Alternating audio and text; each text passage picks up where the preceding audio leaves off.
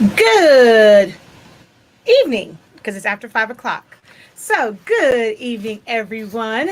How are y'all doing?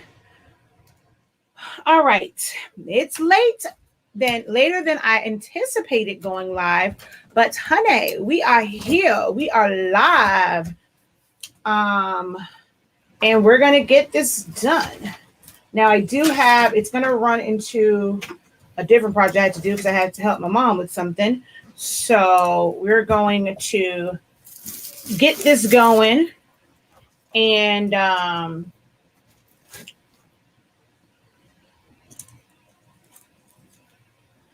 we're going to get this going, go through making the bookmarks, a couple different tips and tricks and things like that.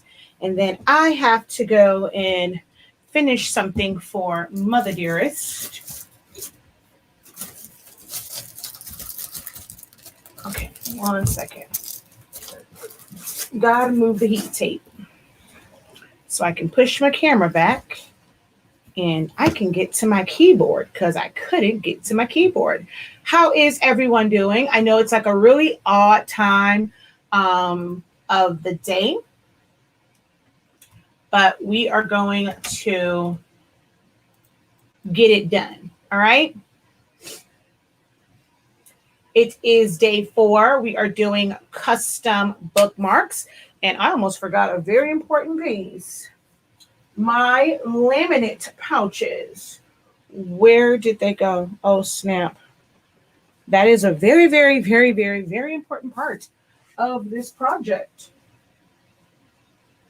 Oh, here they are. All right, I had to grab my laminate pouches. I know there are a lot of comments here, but most of those are from earlier. So I know some of you guys are not still on right now. So for those of you who are watching right now, if you can go ahead and check in, drop a hey, how you doing? And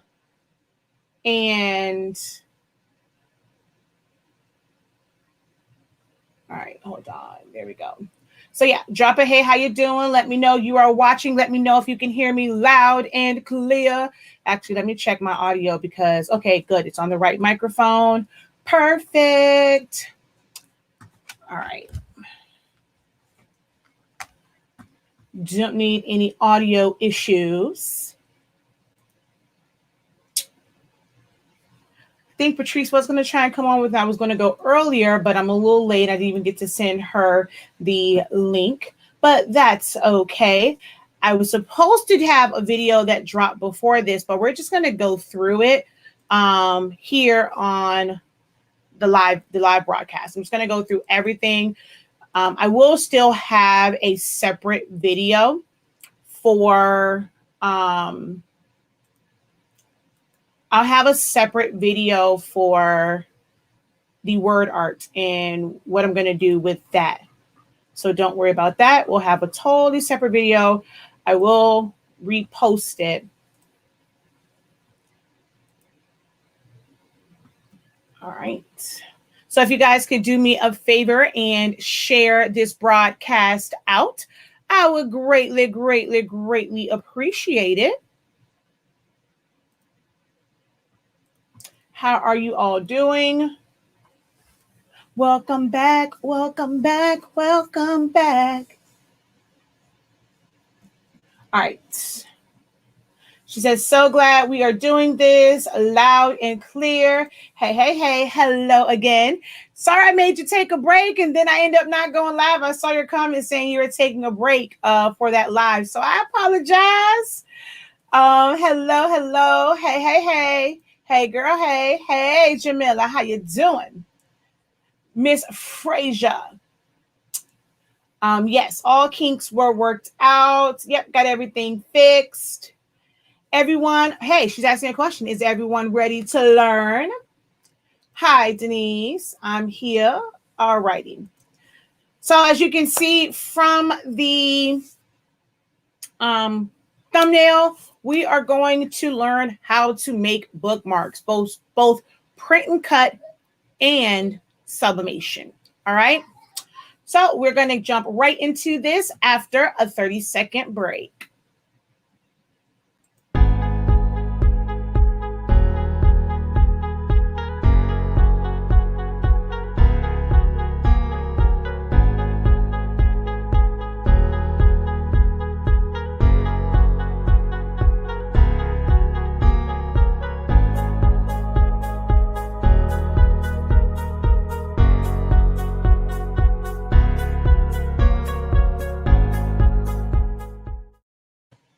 All right, y'all. Welcome back. And today is day 4 of Silaholics Anonymous. Yes. Okay, Pa, you gotta go back there with Daddy and Grandma. Don't pull that down. That's hot. Close the door. Thank you. Another reason I wanted to do it at 12 is why he was still at camp. But it is day 4 of Silaholics Anonymous Craft Month, or Silaholics Anonymous Crafty Business Awareness Month.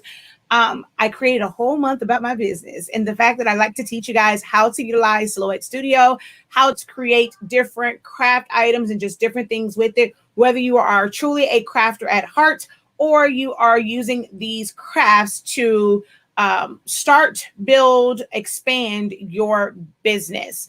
I do this via live Q&As, tutorials via YouTube, live classes, master classes, and things of that nature. We are also the home and the parent company of the Honestly Speaking product line, which currently carries the best sublimation ink, the game changer sublimation paper, pigment ink. We have cartridges for a lot of the popular workforce printers, the 252 cartridges. We also have the 812, which is for the newer Epson printers, the 7820 and the 7840. They come with chips on them. We also sell the additional chips.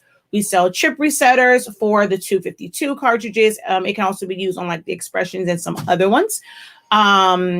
We also have like HS Ink Digital, and we sell files and things like that. 1 second.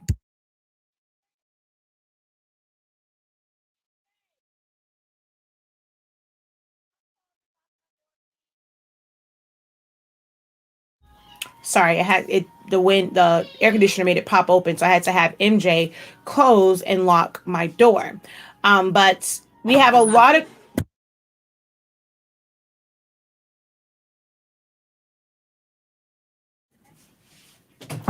But we have a lot of different items on the website. If you have not checked out our website yet, make sure that you click on the link that is in the description before you leave or as soon as you leave, and check out our website, shop.silaholicsanonymous.com. You can get access to our templates. Oh, we also have heat tape. So you can get access to our templates. You can get access to various classes from here, or go straight to the Academy site. If you purchase any classes from the shop site, you can use Shop Pay and break it up into 4 payments. And then some of the templates and things are here. Right now, I'm not booking one-on-one sessions for the month of August because I'm like super, super busy with this whole, month. Color charts, essential to anyone that does any printing, not just for sublimation. Any printing that you do, you want to have color charts. I'm going to make that bigger. So you want to have color charts and utilize those to make sure that your color output comes out as expected. We also have one that's for skin tones to help with that. And you're going to see me use this today. I keep forgetting to add my new colors to it. So you guys, if you already have this, you should get an updated email once I add them. These are my fade masks. You're going to see me use these today. They really help with creating. It's kind of like a gradient, but not quite, because gradients will start to really mix colors, and this makes them where it's not so much of a mixture. So this is here on the site. It's a part of our essential. So there's a lot of resources on our site. All right. This month is all about crafting. So if you haven't seen the calendar, you can go to our Instagram, any of our Facebook pages. It's also posted on our YouTube channels, both Honestly Speaking as well as Silaholics Anonymous. This week is Paper Week. Next week is Vinyl Week, T-shirt Week, Sublimation Week, and then Party Favors. there might be another change because yesterday I told y'all I only had so many of the magnets and I was supposed to order them this morning. And to get them the same day, I had to order them at a certain time. And then with the whole appointment thing, I completely forgot. So they're not going to be here until tomorrow, but they may not be here in time tomorrow. So because this one doesn't require it, I'm going to switch these two. I'm going to probably put out an updated calendar here on our social media because I'm going to switch these. So I'm going to make this one explosion boxes and make this one 3D boxes. The only thing is the explosion boxes will still be at 12. I don't want to make it at 7 because Patrice from Craftable Things comes on at 7 o'clock. And I like to watch her. And she's going to have a special guest. It's not me, but she's going to have a special guest this week. So I don't want to miss her live broadcast. So it will switch, but the times will not switch. It'll still be explosion boxes at 12 noon. So if you're on the East Coast, maybe that's like your lunch break. West Coast, you're probably what, 8, 9, 10, or 9, 10, 11. So like 9 o'clock, probably, you know, just rolling into work. But I will switch the projects because my magnets will be in tomorrow, but I'm not sure what time Amazon will be here tomorrow. All right, but that's just a look at the calendar. And the 28th is HS Ink Day. That is the day that we officially launched our product line to the world that we have been working on for so long. We announced it to the world on August 28th. That is also our 1-year anniversary. And that is Honestly Speaking Day. That is going to be a day full of all sorts of things from sublimation to print and cut. So some of the things that I couldn't squeeze in here, it's going to be on that day. It's like a lot of stuff that I love to do, like my cheer bows and all sorts of kind of good things on that day. So if you haven't checked out the calendar, definitely go back to our Facebook and YouTube. I will have an updated calendar that will correct some of these, like some of the things that are going to be switched around. All right. So, nope, you didn't miss it. I don't delete messages, so no, that was not me.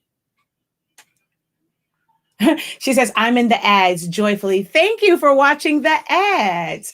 By now, you're probably inside because that was at 44. So maybe you're back here now. All right. So like I said, we're going to do some print and cut bookmarks. We're also going to do some sublimation ones on glitter and also laminated cardstock as well. We're going to do a couple different ones. We're going to use the Crocodile Big Bites. So these are from We Are Memory Keepers. They have one that is smaller, but I like this one. To me, it's just a lot more convenient. So it is from We Are Memory Keepers, and it is the Crocodile Big Bite. I'm also going to use We Are Memories. I be doing a whole lot of promo for a whole lot of folk. They need to give me some they need to contact me too, because almost everything I used yesterday was We Are Memory Keepers. My scoreboard was We Are Memories Keepers and all that. I got a lot of We Are Memories Keepers stuff. But this is also a crocodile. It's just like all the ones that are like this. But this is a corner chomper. But it's to create corners on your papers. So you're going to see a full-on demo of this. But it's to round off your corners. So one of them, we're just going to do it square, and then we're going to round off the corners with this. So if you don't have a cutter, you can do just straight cuts, like just cut them yourself and make it look rounded by crimping them. All right. Well, not crimping them, doing the little corners on it. All right. So yeah, that's that. First things first, we are going to do what was supposed to be the premiere video. There we go. It was supposed to be the premiere video before this, and that is using who do folks call? Word art. There we go. I was like, what the heck? I had a whole brain freeze. So we're going to use word art right now. All right. I just want to make sure that was still, because it was looking crazy. So we're going to use word art. All right. If you don't know what word art is, that's where I'm going to share my screen again.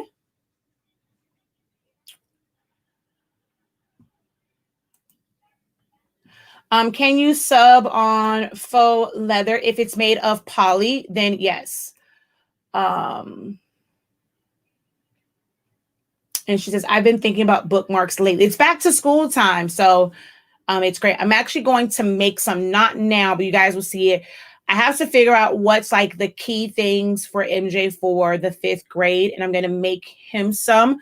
I know I want one with the timetables that he struggles with. I want to make him a bookmark with those on it. Whatever like key things, like let's say if like last year was always with stories and like main ideas or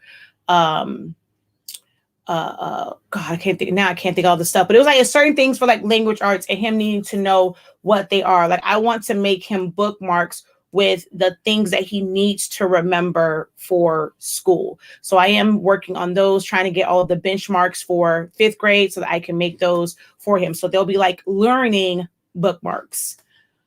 But as you can see here, I have word art at the top of this, and it has our tag, you know, my tagline, Incredible.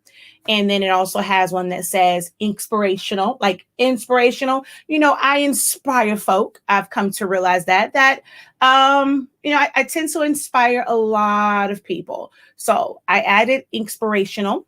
And then there's another saying that goes with that. So we're going to do some things with that.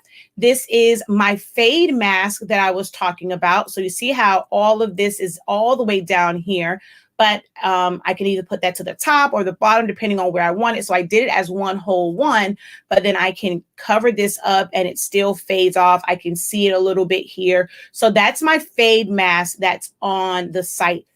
It's a PNG fade mask. I'm telling y'all, it's amazing for things like that.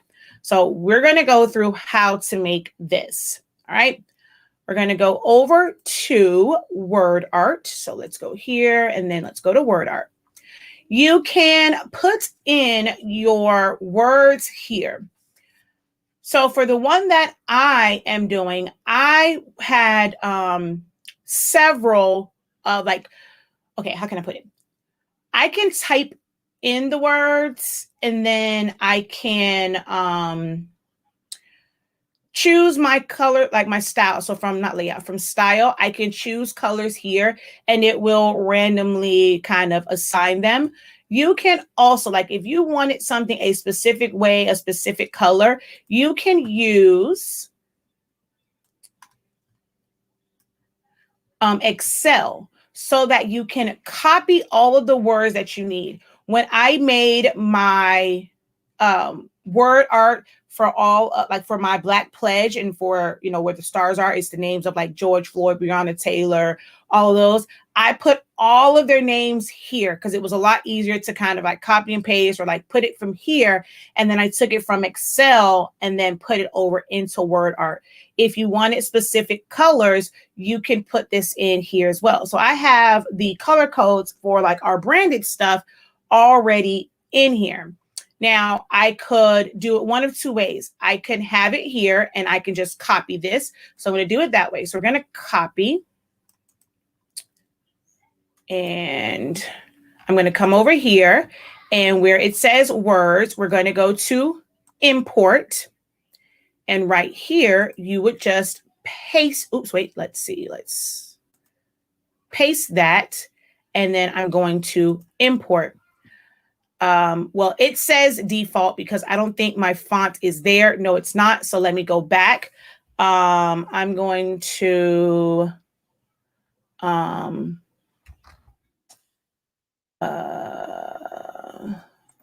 just going to remove. Oh, come on. I'm going to remove them all because I forgot that it's a new web browser. So I have to bring in the font. All right. So I'm going to go down here to fonts and I'm going to go to add a font. If you did not know, you can add a font from your computer. So I'm just going to go here to Lemon Milk Bold and then go open. So now that is there. It's temporary. If you open up a new web browser, it's not going to be there. So now I'm going to go back up to Words. I'm going to go import, and I actually need it to be CVV format. And then we're going to go import. See, it brought in all of the colors already. I'm going to open up another one. So let's pull this one over here. And then on this one, we're going to go to Create Now. I'm going to go to Create. I can type in ink credible.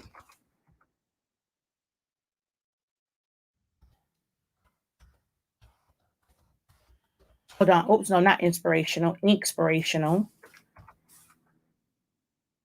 And then for this one, I'm just going to type in HS ink. Now, if I go over here to default, you see this was a new window. Lemon Milk is not there. So I would have to go back in and add it. All right, so we're going to go back down to fonts. I'm going to go add, and then we're going to add, I'm just going to add this one medium so you can tell like there is a difference between them. All right, so when I go back to words, I can choose that font. I have specific colors for my brand. So on this one, I brought it in where those colors are already there. So if I just go visualize, see, it's going to fill that in. This is default, which that's because under the styles, those colors are there. I don't want to use those. So by putting colors here, it will overwrite anything that you have under style. So you're going to come to, I'm going to come back here to default, and I need to make that black. I need to change all of these to black where it says default because it didn't take my 000. I forgot to change the way that the Excel reads that column. All right, so now I'm going to go visual. Oh, see, it changed all of those to black. So now I'm going to go visualize again and see it will give me that font and things like that, right? So now if I go back over to the one that, where was that? Right here, I can go to style and I can choose certain colors. So I'm going to remove these and I'm going to put in the color code. So I'm going to come back to Excel just so that I can easily get my color code. So I'm going to go Control C, come back over to here, drop this in, and then hit Add to Palette, come back over to Excel, copy this color code, drop that in, add to palette, come back to here to get my yellow color code, back over here, highlight it. I'm using Control V to paste it. You can also right click and paste it, and it tells you what that keyboard shortcut is. I love keyboard shortcuts in all programs, All right, so now there is my yellow, add to palette, and of course I need my black. I want that to be very black, and then there. So we're going to go ahead and close. So here is my custom color palette. So I go back up to words, it's there. I'm going to go visualize. It will still give me the same thing, but I had to go in and of course add those. I have my color palette and like my branded colors, I have them in a bunch of different places. So it was easier for me to just go to Excel because I actually have that stored and then just bring it all over versus going in and having to copy and paste. But you can do it either way. Okay. So we're just going to go back over to this one. You have a lot of different shapes here. But if you want it to be and like for it to fit a specific shape, we're going to go back to Silhouette Studio. Your bookmarks can be any size you want them to be. I'm just going to make a box here and I'm going to make the width on that. Let's just go with 2. And then the height is 7. You're going to fill that with color. Okay. If you have designer edition or if you have business edition, not designer edition, but if you have business edition, you can simply save this as a JPEG.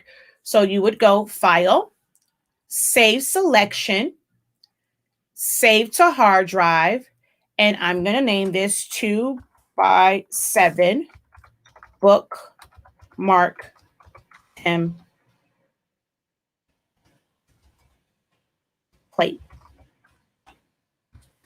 All right.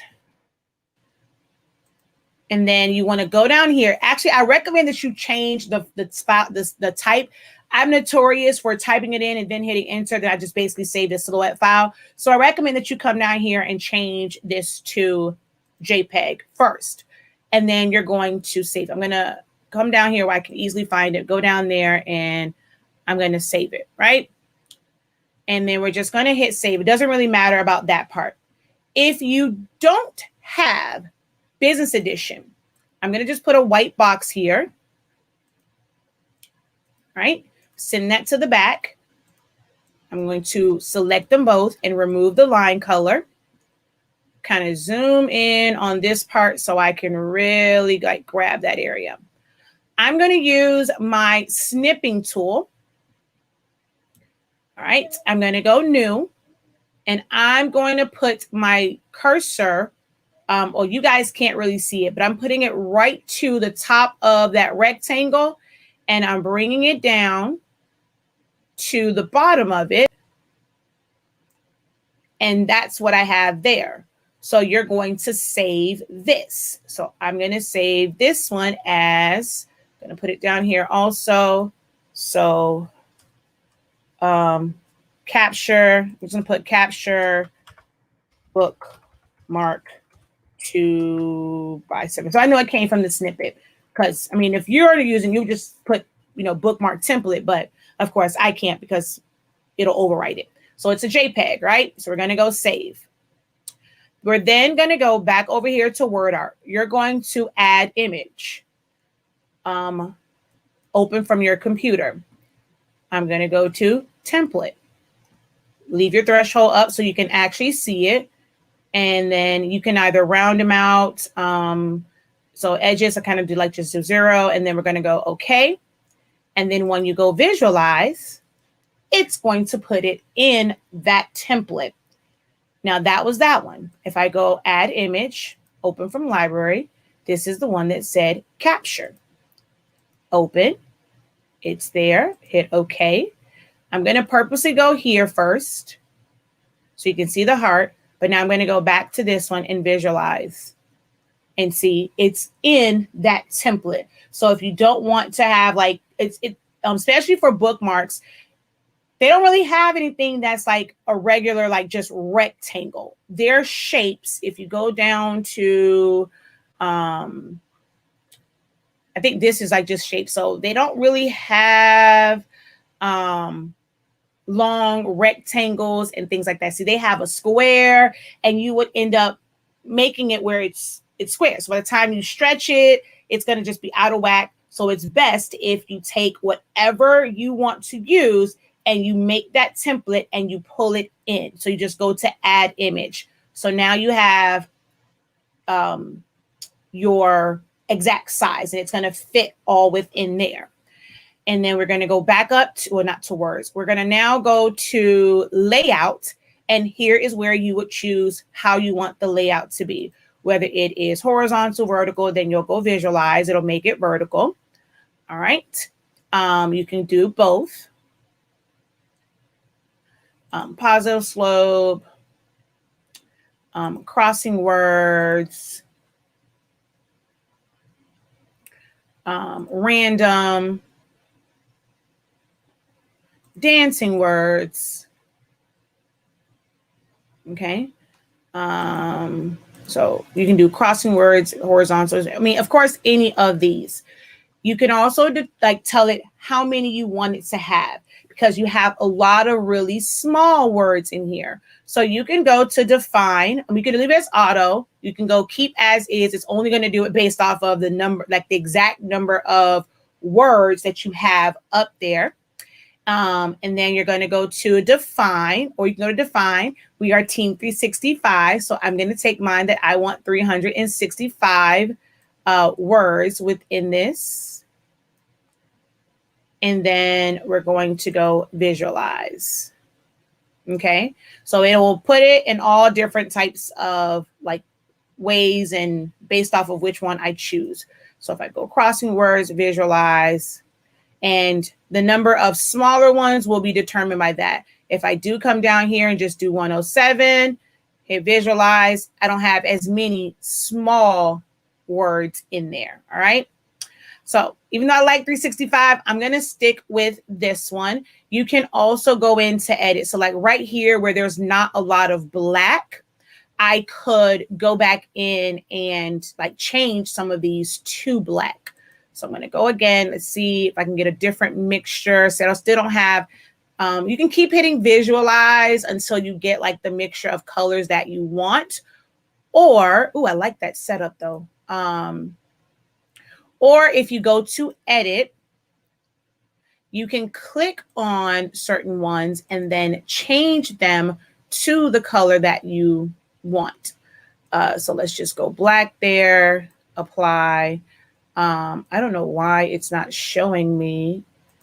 All right, so I'm just going to click on it and hit apply just so that it can be in my color palette, because for some reason it's not showing it to me. All right, so let's say I wanted that one to be the magenta, apply. I want this one to be yellow. I can change that. Let's make this one black. Make this one magenta. So you can customize it.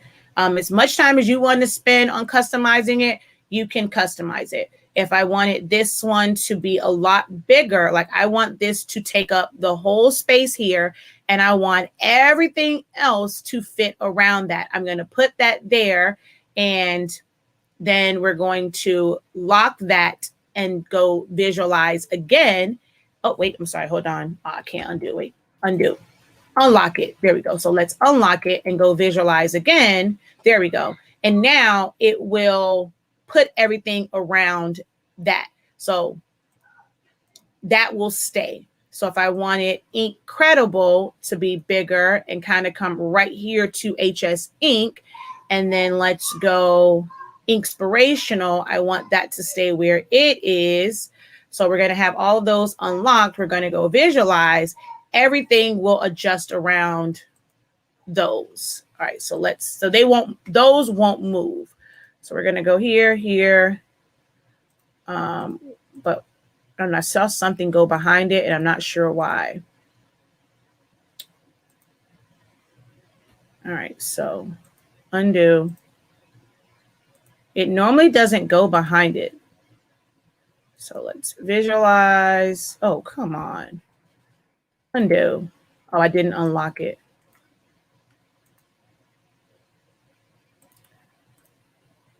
I guess it's just because of how I spread it out. There's not enough room for that. So I'm going to just move. I may have to just take this down to like 104 and then visualize so that it's not so many words. See, now it's not that stayed up there. Let's see, maybe go down to like 93, visualize. All right, you need to be locked so that you can move. You need to be locked so you can move. There we go. Those were just locked in place, so they didn't move. But those are just ways that you can totally and completely customize it. So I'm going to take mine back up. I'm going to go. Oh, even if you go vertical, if certain things are unlocked, see, those stayed the other way and everything else went vertical. So if you have it unlocked, anything that's unlocked will stay, and then you visualize it and everything else will be around it. All right. Once you are ready to, you like how it is, you're ready to download it, you can just download it for free. It's not going to be a high resolution image. So you can do a standard PNG. The thing with the standard PNG is it's not a true PNG. It is going to have a white background to it. It's not a true PNG. Now, if you go down here to high quality PNG, JPEG, SVG, PDF, HTML, because you can animate these. Basically, just means that when you click on them and go over them, they will move. So you can do that with your HTML. All right. So I'm going to just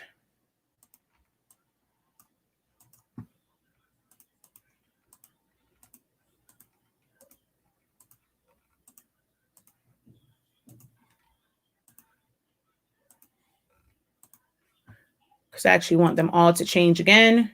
There we go. All right. So you can pay for them. I'm going to actually set mine up right now. I'm going to do SVG.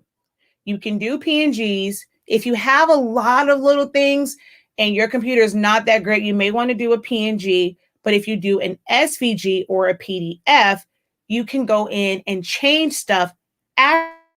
Remove something, change it, anything like that. You can do that in Silhouette Studio. But of course, you have to have Designer Edition or above in order to be able to open up the SVG. If you don't have that, you'll just do a high quality PNG so that it comes in as a better quality. So I'm going to go SVG. Of course, it's going to ask me which one I want to do.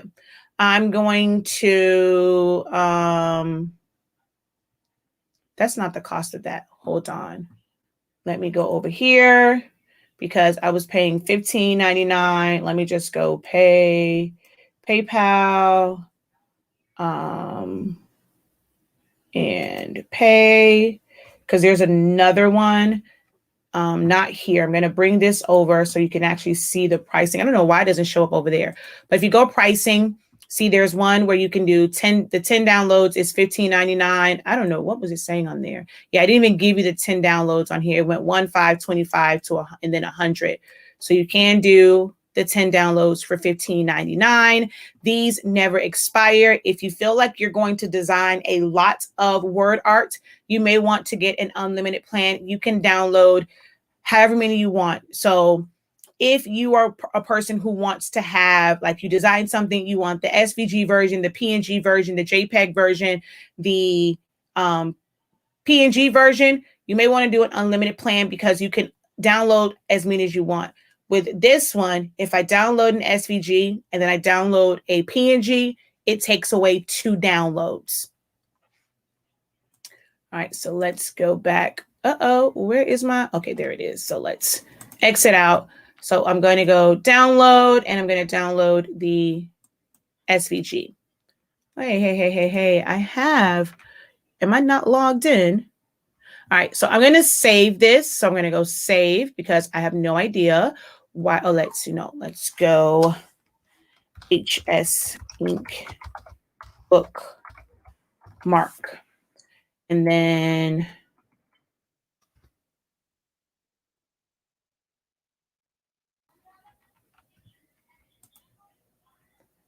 save. And then, yes, I'm going to rename to HS Ink. It has been successfully saved so that I can go back. No, not back there. That's okay. I can just go back here. Did it not process my thing? So let's go to purchases. Oh, it didn't process it. All righty. Why did you not process? It did not process. I don't know why. It did not process. I was wondering why it still was trying to charge me. Hold on. I'm going to go to pricing. I'm going to go here.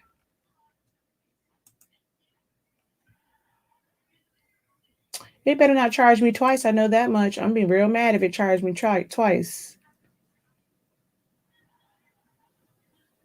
Oh, yeah, it definitely going to charge me twice. Oh, no, because I don't think I got to this screen. Okay, so pay now.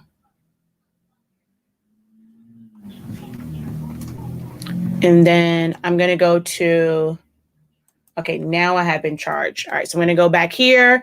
I'm going to go HS Ink bookmark. It's going to save it how it was for me. Now I can go download and download the SVG. Bam, it's there. I have 9 downloads left.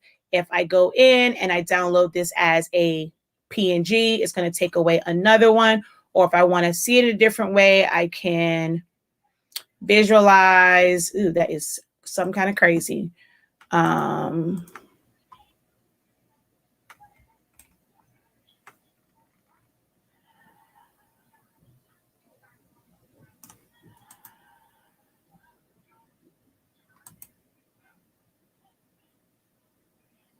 All right, so I'm going to do that one, download. Not standard. I want to download a high quality PNG. And if I wanted to save this but keep the other one, I have to change the name of this. So I have to come up here and put bookmark 2. And then when I go to save it, it's going to ask me, am I going to overwrite the original bookmark or want another one? I want to save this as a new one so that I still have my, my one that is how the first one was, but I want to go back in there and make any changes to it. So now this is a SVG and a PNG. I'm going to take the PNG and drag it over to my silhouette icon, pull this up here, and this is how this comes in. And I'll show you how the other one, so this was a regular, this was the other PNG. So you see how small that comes in? And if I stretch this,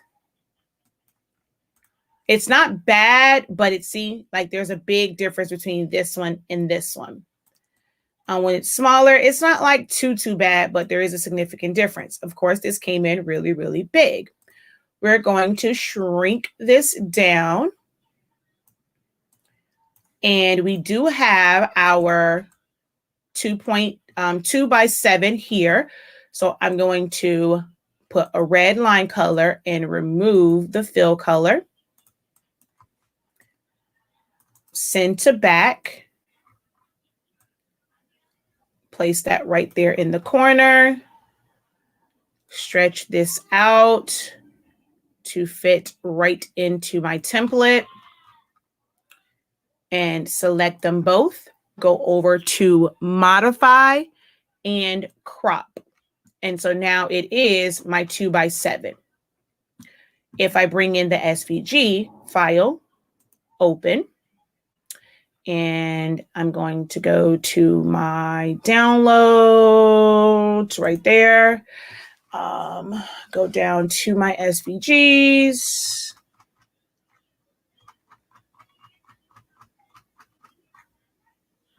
And HS Ink bookmark. So now with this one, it's going to automatically come in to where I can ungroup it. And everything now is its own separate word or basically shape. Oh, hold on. Why are you acting all crazy? Let's not do that. Is it attached to something else? All right. So let's group this first. I need to resize it. There we go. So I'm resize it first. And then I'm going to ungroup it because what I want you to see is there are all of these unnecessary layers to this. And so I can now have this where it doesn't have a background. I can decide what color background I want back there. So if this was going to be a blue, or that's kind of weird for that one, purple, pink, green, can't really see it, but you're able to change that because it is a vector file and everything has its own separate one. So depending on how detailed you want to get, this right here, okay, I don't like the way that is. It's easier to change it in Silhouette Studio, especially if you have Designer Edition or above, because you just use your properties dropper and sample a color. And it's much, much easier to change colors around once you have, like, especially when you know how to use this properly. All right, so you can change up stuff like this, and then just select it all and group it back together. And I can lock this. I'm going to make my width 2, enter, and my height should have gone exactly to 7. It's not quite 7, but that's okay. I'm going to copy that one, bring that back over yonder, and paste. All right, so I have that one. And if I wanted to use my, I'm just going to put a box and make this one again, 2.7, enter, hold down. I'm going to make that one white, hold down shift, select here, and center them. Send this to the back. All right. So I can do that and group it. And so I have my white fade here. I'm going to, let me duplicate this in front. I'm just going to weld it all. All right, because I needed a white one. All right, my white fade. I'm going to go File, Merge, and it can be any color fade. Mine is under this one. We're going to come up here and type in white fade. And I'm going to double click on that. It's going to come here. If I want that at the bottom, pull that. I want it to be a little bit taller. Bring that there. I'm going to take this one here, which I'm going to make it a different color. Bring that to the front. Remove the color. Hold down Shift. Click on the white fade and crop. So now that kind of fades off. I'm going to take my drip and put that here. Probably make it a little bit smaller on this one. Or I don't have to use it at all. I'm going to take my, this is kind of what I use on everything. It just kind of talks about our paper. It's not just the ink release for me. It's the release in 30 seconds, no bleed out, lower temps, 3-minute oven tumblers. Please believe the hype. It honestly speaks for itself. So I can put that there. So if I wanted to use this like as a promotional item, and then I'm going to go here and put in shop.silaholics.com. Or I can use a QR code that they can scan and go straight to the website. That works also.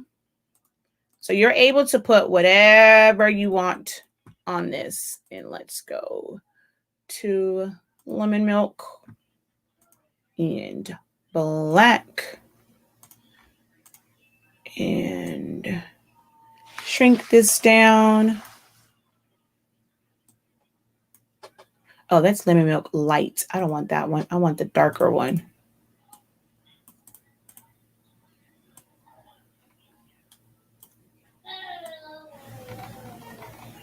All right, so this one technically is ready to go.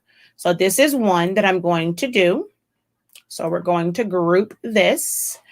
And I'm going to do one more just to show you how to use images and how you, even though they're PNGs, how you would trace them. Let me turn off this light because I can't see anything past this light. Any questions though, before I move on, like tracing out these feathers of style images? Are there any questions on the word art? No, so I was using the free. So, oh, okay. I may have missed this. Are you using a version of word art that you pay for in order to add fonts and colors? So yeah, when I was doing all of that, I hadn't paid for it yet. You can change, you can add fonts, change colors in the free version. You only pay for being able to download the high quality version. But as far as bringing in the words, changing the fonts, changing the colors, you can do that just on the site. Paying for it only affects the quality of the final one that you download. Okay. Any questions on word art?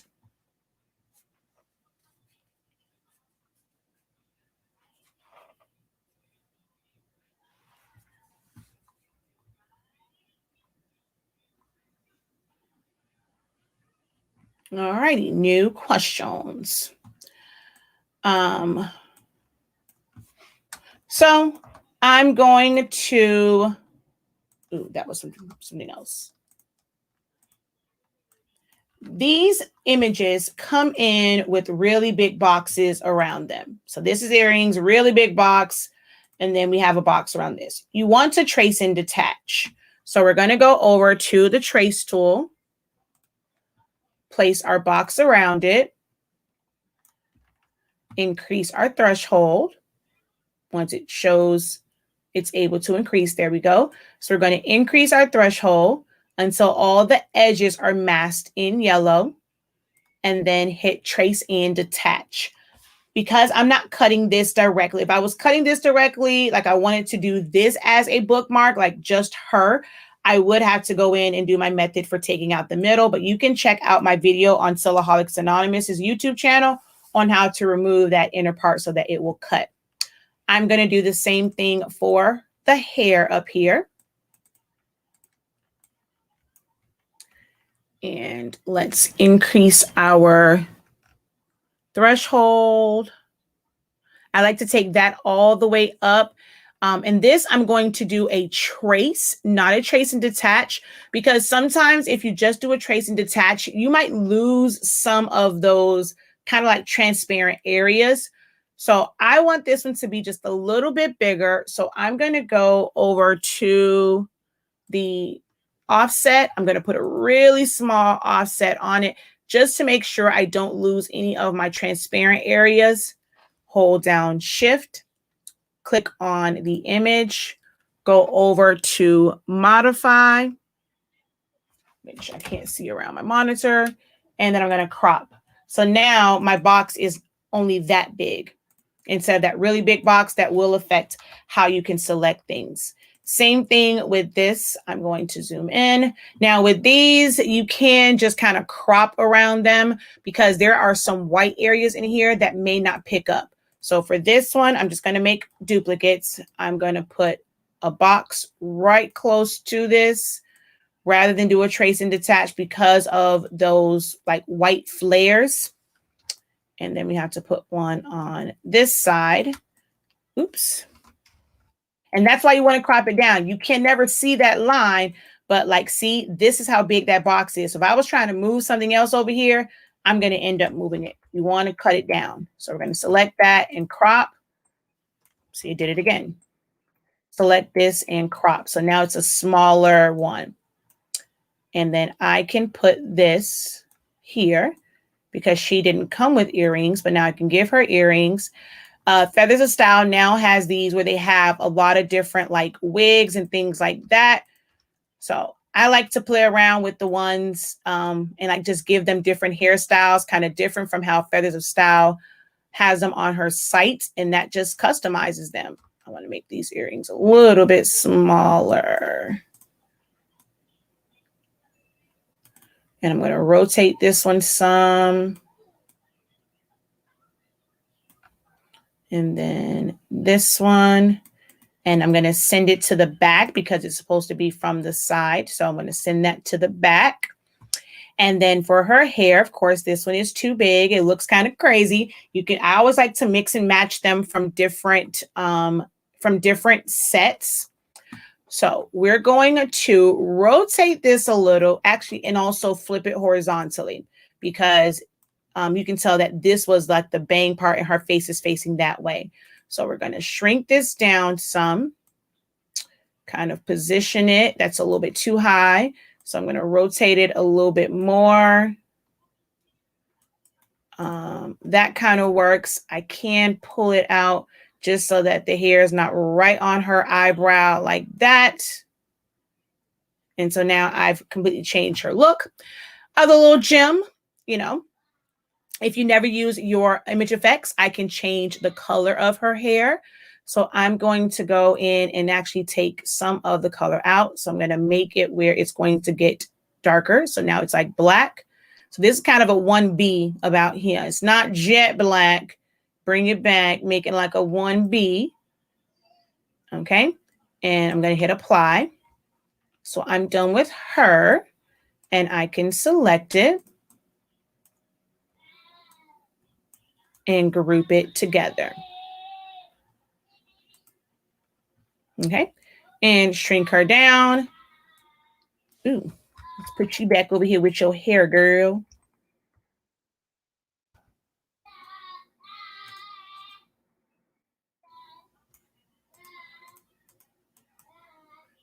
Okay, wait, something is not, oh, I didn't group any of these together.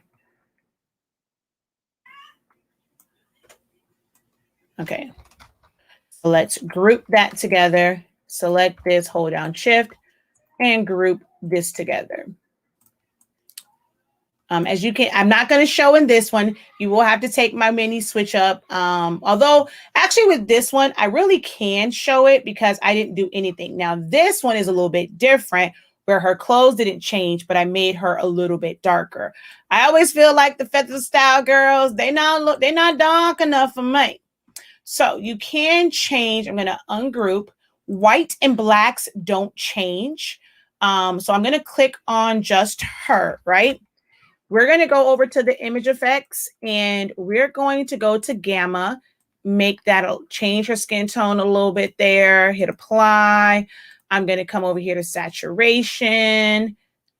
So see how I'm like just changing, but see, that's also changing her clothes. There is a way to change the face and change the skin tone without changing the clothes, but y'all got to take the switch up for that one. All right, so I'm going to just hit apply. So I did change her skin tone to where it looks a little bit more like me. I always feel like, you know, some of her images don't quite look like moi, but it also made her outfit very, very bright.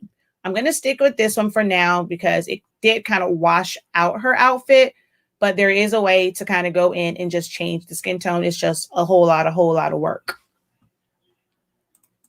All right. Oh, but I will kind of go back to her. Wait, let's group her to, well, grab all her stuff. I'm going to bring her over here. If I wanted to crop her down to this box, you cannot crop multiple images. So I'm going to bring this in front, weld it all together, and then remove the color. If I were to select this and crop,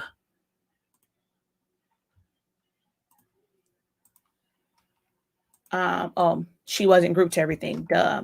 Okay, hold on. Let me go back.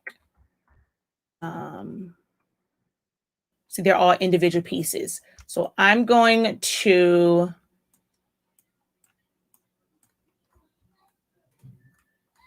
group her all together and then move this back over here.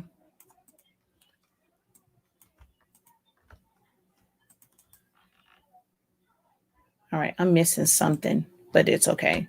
Just going to select it.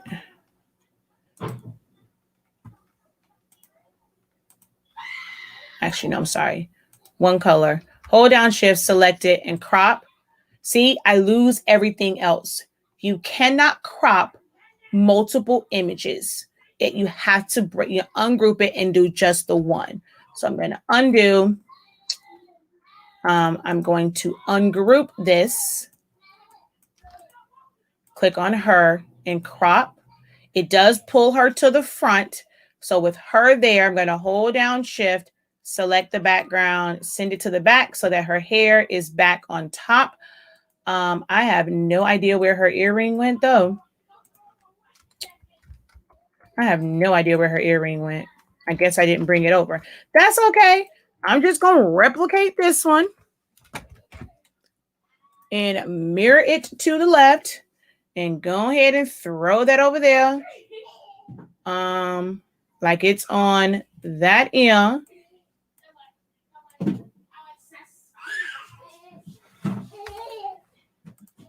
And click on her face and her clothes and her other earring and bring that to the front.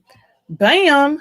And then click on her clothes. Wait, let me see. The other earring, her clothes, and group them bad boys together. So now she is there. Her skin is popping, honey. Oh, I brought over the wrong one. That's why I didn't ungroup. Okay. So I'm going to pull this back and line it back up to the bottom. And I can make her a little bit bigger because I've already cropped it down where I wanted it at. All right. And so my little saying here, being incredible makes you inspirational. So I'm going to just put that up here at the top.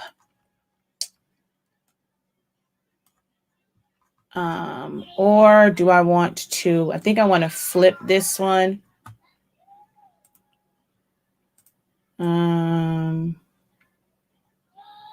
Maybe not.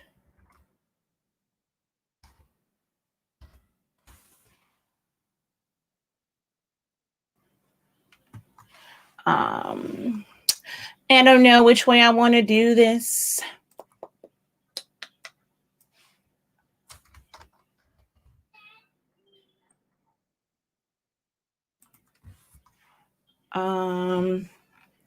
Let's see. I need it to stand out a little bit more. So let's do an offset. Bring that offset down closer to it. I want a little bit of space now.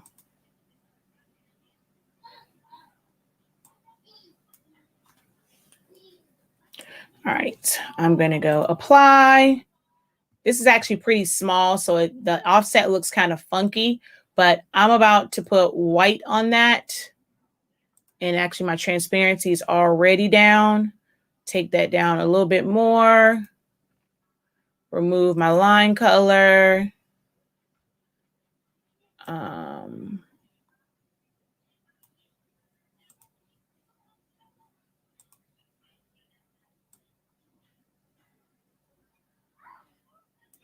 All right, I'm going to group that together. I'm going to do another offset, or I can use the shadow function. So I'm going to make that 0.0125. Actually 0.01, apply.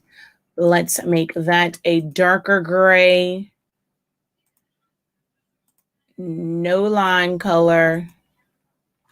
Push that down and over to where it is like a true shadow, just to help that stand out from the background a little bit more.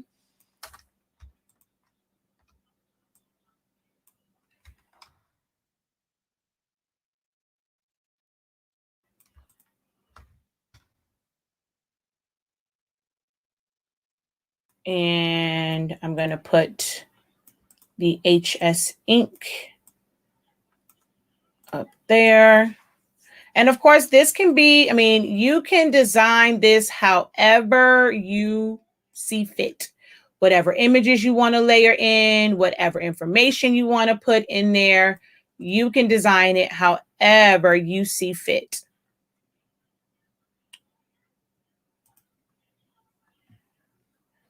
All right, I'm just going to leave that like that for now.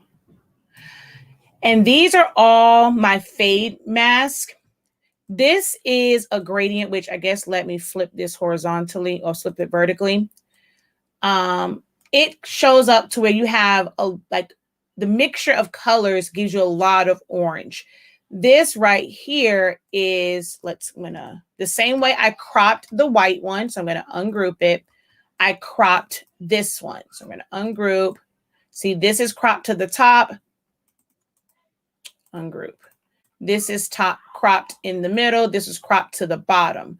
So if I put this here and then this one was on top, where the colors both get kind of transparent, there's going to look like a little bit of orange, but it's not as much as this one. This was done with a gradient, and look at how much orange it is and how much purple there's there. And then this kind of eliminates that orange altogether, just in the positioning of the yellow on with the magenta. Same thing with the blue. I'm going to pull this in, and on top, I get a little mixture of purple here. But if I send this to the back, okay, hold on. I gotta take this part down just a little so I can see that white. and send that to the back. So see, that actually is giving me a little bit more purple there. But if I shrink, let's see if I shrink this down, it's not so much purple. Send to the,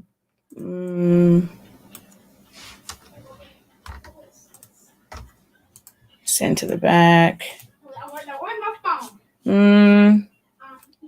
So I can play around with that, but I don't have as much purple and like all those colors as here. So you can see on this one, I really got it mixed how I wanted it to be. So you can do that with the fade mask. And those are the ones on my website. This is just a regular gradient that I filled in with those custom colors. So I went from cyan, magenta to yellow, but it didn't quite give me what I wanted. So, I mean, I can always go and add another one and move the slider up, but then I'm starting to lose some of my cyan. So sometimes the fade bars just work better because of how it mixes the colors in. All right. So that's kind of a, you know, little extra for you. All right. So very, very easy, simple. Like, so just kind of, you know, kept it real simple when it came to this. Oh, I don't want the white on here, but that blue is going to look kind of crazy. Ooh, ungroup. I didn't really want the white. But then my blue is going to look crazy on that background.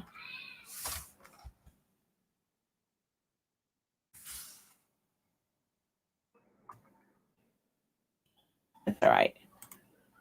Let's make that white. And this one white.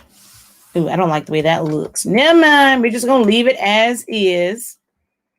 And the white plays off of her clothes.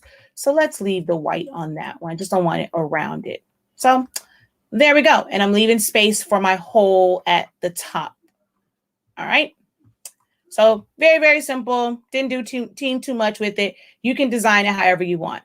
So we're going to group this.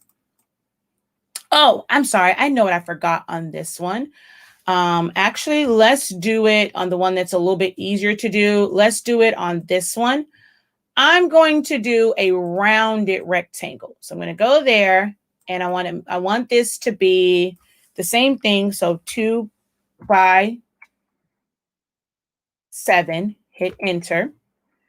I'm going to hold down shift, click here and center them both. Oops. So let's group this and center this. Because I want this one to be, oh, wait, is that the right one? No, it is not. This is the right, well, that's fine though. I can do it from this one also. So I'm going to ungroup that one that I grouped, take my rounded rectangle in this one, and I'm going to crop it down. I'm going to send that to the back. So now it's, let's round off my white fade also. So I'm going to fill that in with like a green color just so I can see. See how that rounded off, but my white fade didn't. So make that no color, hold down shift, click on my white fade, crop.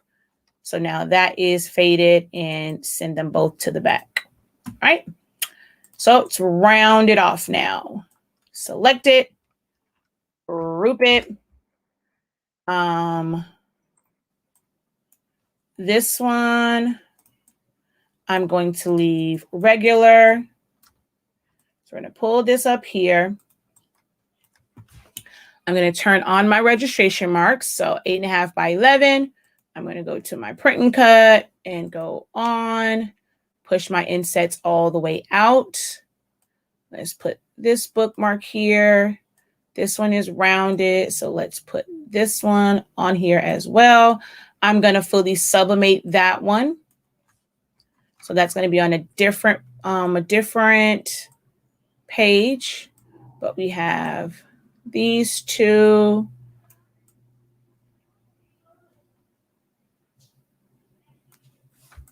Let me see if I can fit 3.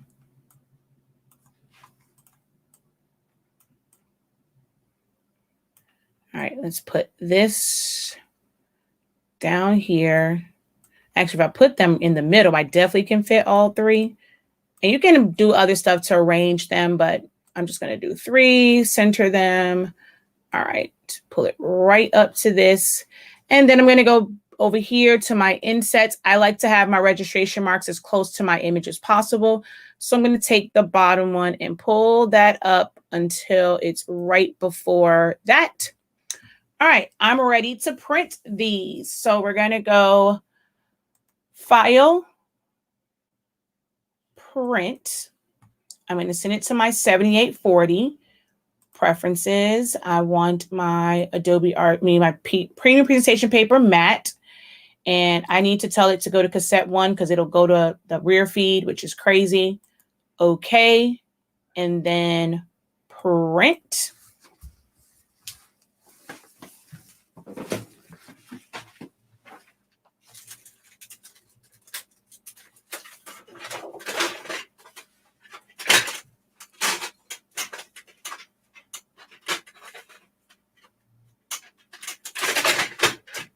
All right. That's going to take a little minute to print. Any questions while that is printing? Because that's a lot of stuff. It's reading what's on the page, but it's also reading all that other foolishness. So it's going to take a little minute to print. If you guys have questions, now is the time to ask those questions.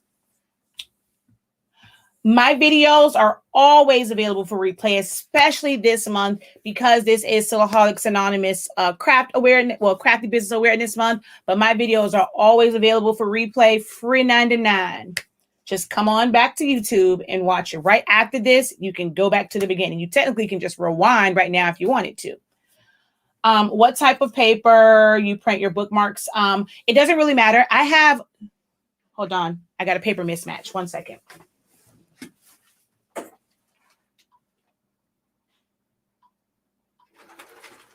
Ooh.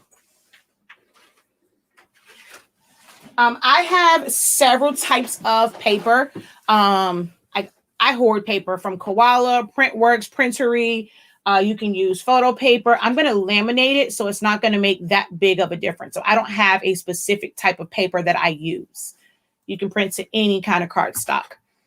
All right. Now, for the outline. Now, you can just laminate this as is. And then do the cut so it's like right to the edge, or you can have a little border around it.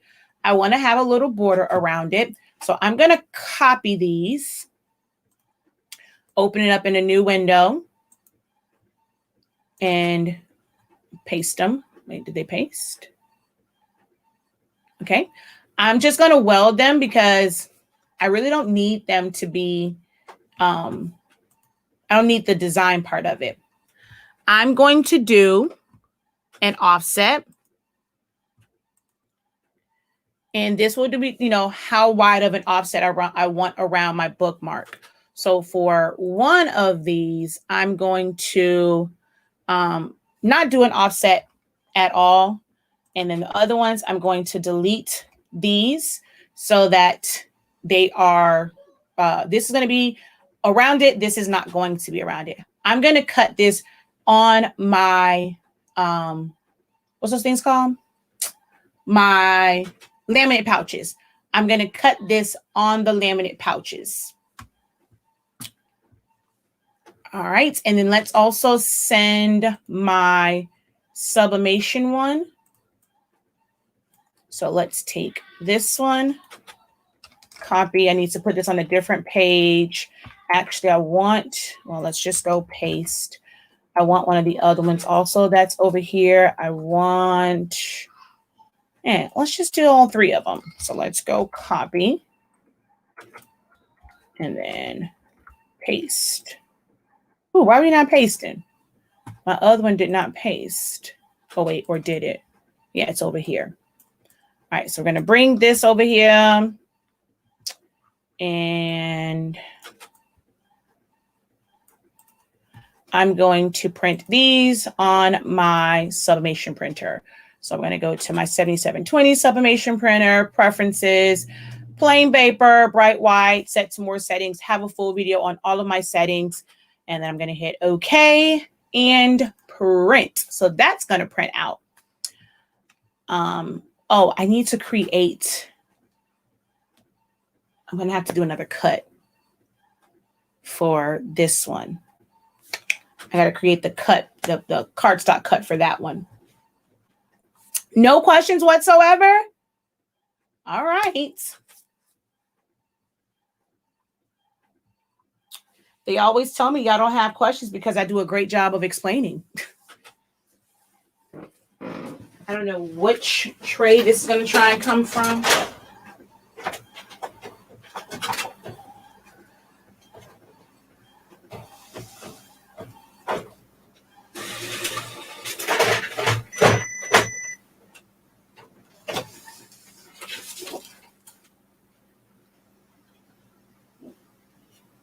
Hold on, I'm trying to get this bottom one to.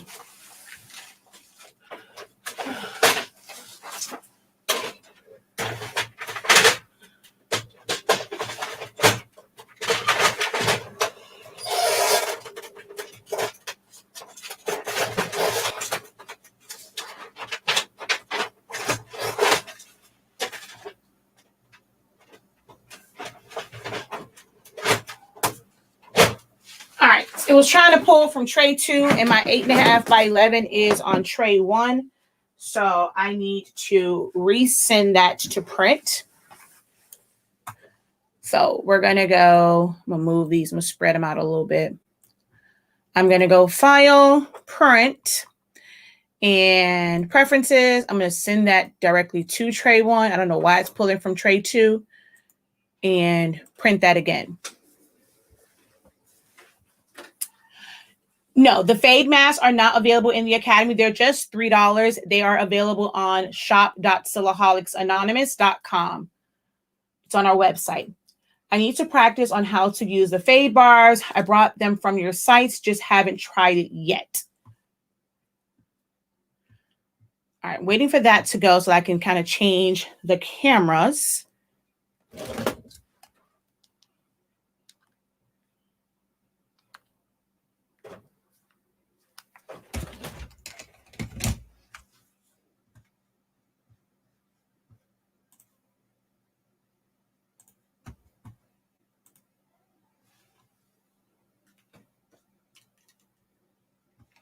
All right, so that, oh, come on.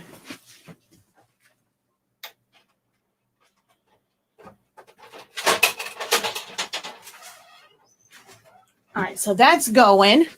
I need to change one thing on here because I want this one to print out as well or cut out as well. All right. Okay, so we're going to put this on my mat and get to cutting. So let's go back over to here, new angle. I'm going to take my thermal pouches and I found my other camera. But I got to figure out a way for it to be like for it to zoom out a little bit more. But I found my other camera.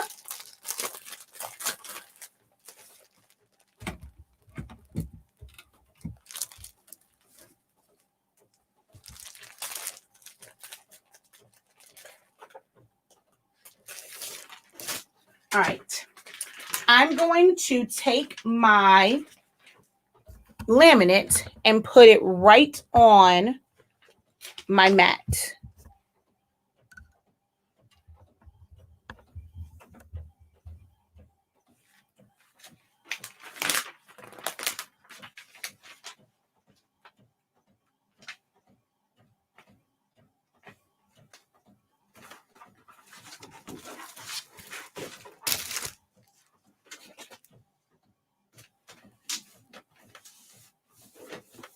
And I'm going to tape this down.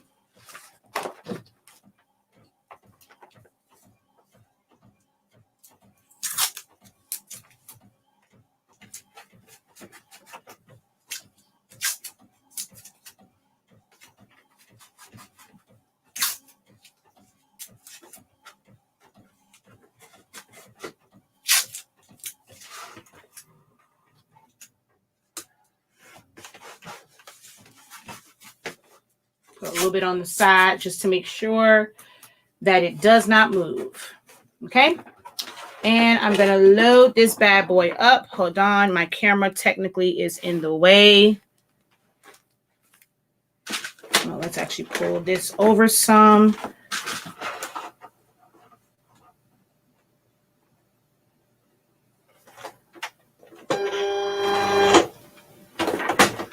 This is on, I think, blade of 6, which should be fine.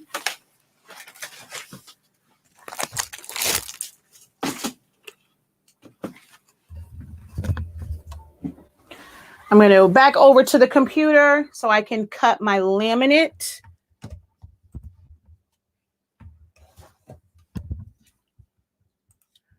Okay, something is on my, oh, it was my camera on my monitor.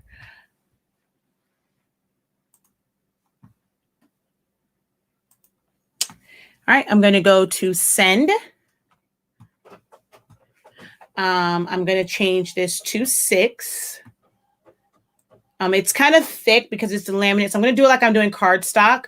So I'm going, and it needs to go through 2 layers. So I'm going to do a force of like 25, 26. My speed at about 5. I'm going to do 2 passes. And then we're going to hit send.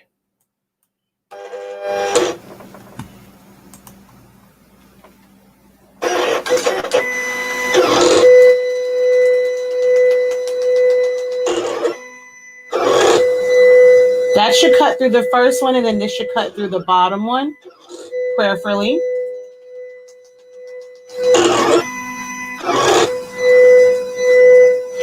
If you find that it doesn't cut, these are kind of big too. There's no set size. I don't know why I chose 2x7. But I do know I chose 2x7 because, like I said, I'm going to work on a timetables chart for MJ, and I do need that to be a little bit bigger. But there is no set size for your bookmarks. If you find that yours is not cutting through the bottom one, you can always separate your top from your bottom and then cut them individually if it doesn't cut all the way through to the bottom one.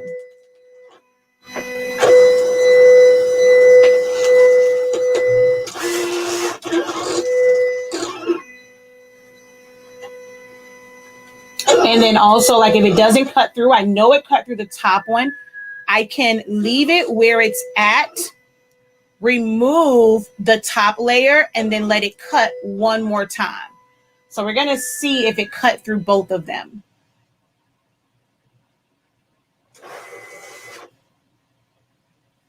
All right, so I'm going to check it first. And it cut all the way through, so we're good.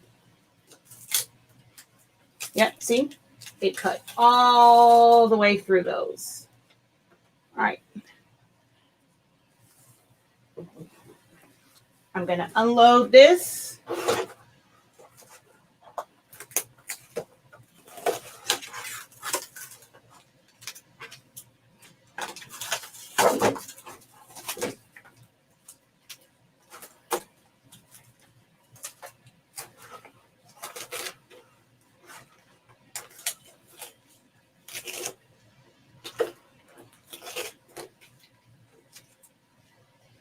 Put these off to the side for now. I'm going to load my print and cut. So I'm going to put this on my mat.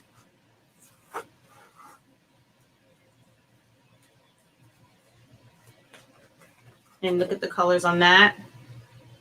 This is with our Honestly Speaking pigment ink in the 7840.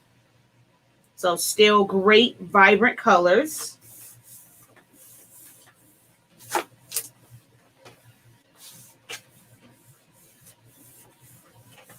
Oh, let me turn on my laminator.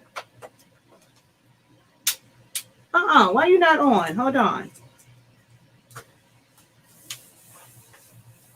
All right, we're going to load this in.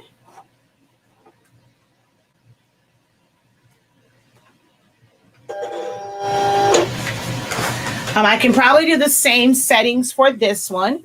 This is a little bit thicker. I think I'm going to take this up to like 27. And then I'm going to go, oh, wait, wrong one. So I have to make sure that I go to my print and cut file. So we're going to go back to design and go to my print and cut file. And then I'm going to go to send, and I have to make sure that it's on cut edge, which is probably not. So once it processes all of that, they see this no cut lines are on here right now. Oh, it's still thinking. If no cut lines show up, you need to select it all and choose cut edge. And this is a lot for it to read. Because, oh, I forgot. I should have saved them as a PNG because now it's searching for all. I was trying to search through all of those SVGs. So that's like that. And it's checking connection. I need to unload it.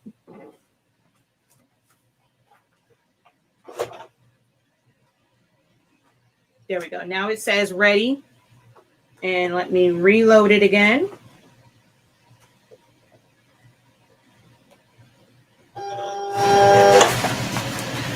And then hit send. Hopefully it registers on the first go. Yep. Yay.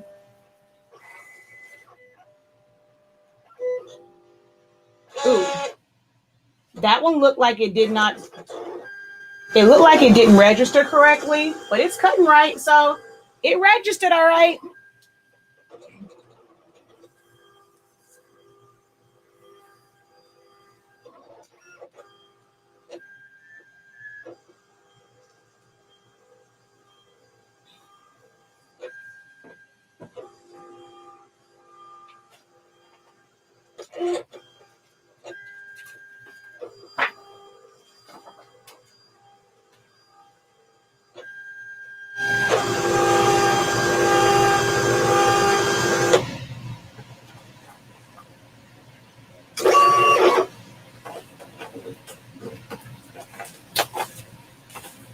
All right, so yeah, this one was a bit thicker.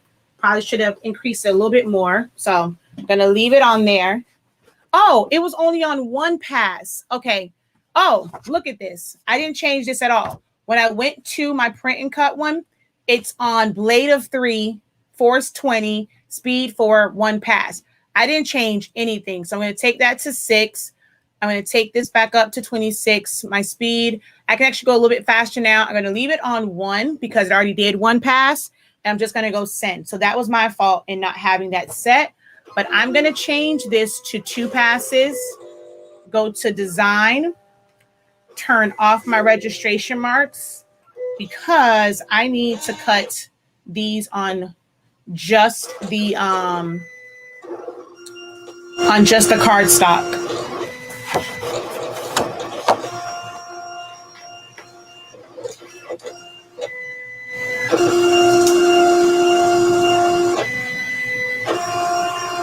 See how that cut a lot faster? It was on a speed of 3. So it cut a lot slower the first time.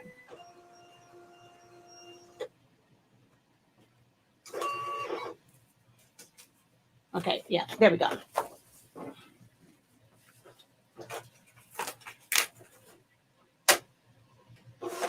Go back down.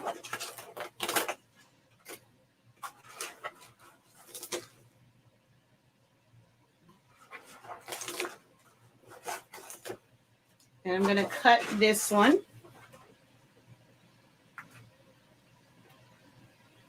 This is going to be for my sublimation one.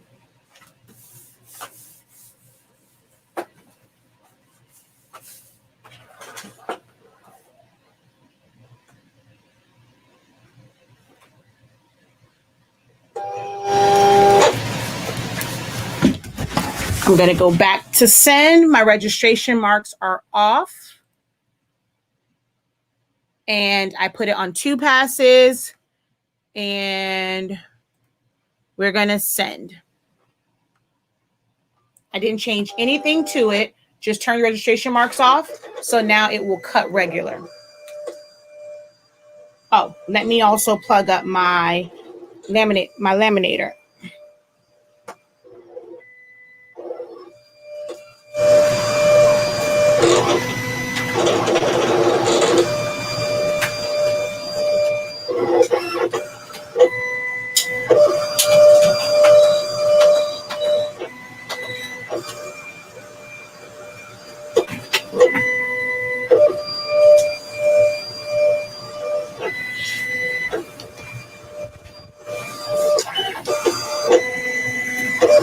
And I could do sublimation to glitter. Should I do sublimation to glitter? I'm going to do this one as a regular one, though.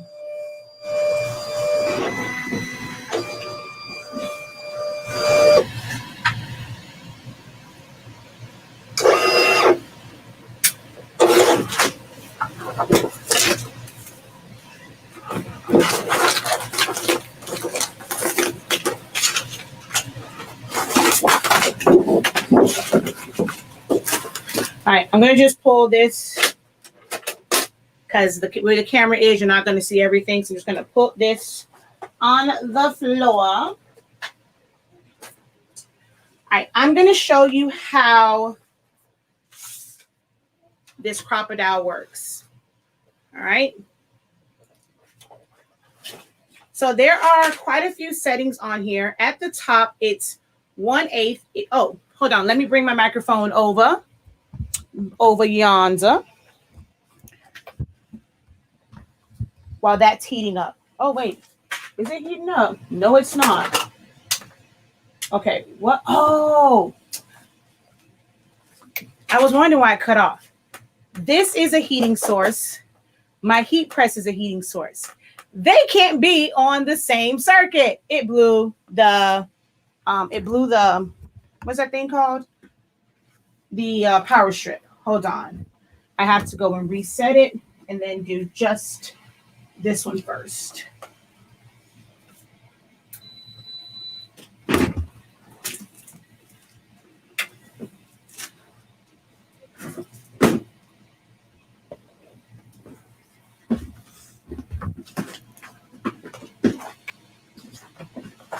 All right.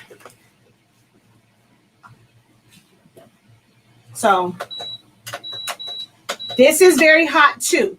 So the amount of voltage that it takes for the laminator is about the same as a heat press. So I can't have both of these on the same circuit, my laminator and the heat press. It blew the power surge. All right. So with this, it has 1/8, 3/16. That controls, and you can do, of course, this with anything else. And you can put just a regular hole in it too. But when you put it on one of those, you push it down. See, the hole punch comes down. If I put it on the 3/16, the bigger rod comes down. And then all the way at the top is how you set, right? So I'm going to take this back to 3/16. I'm going to make a few holes in this.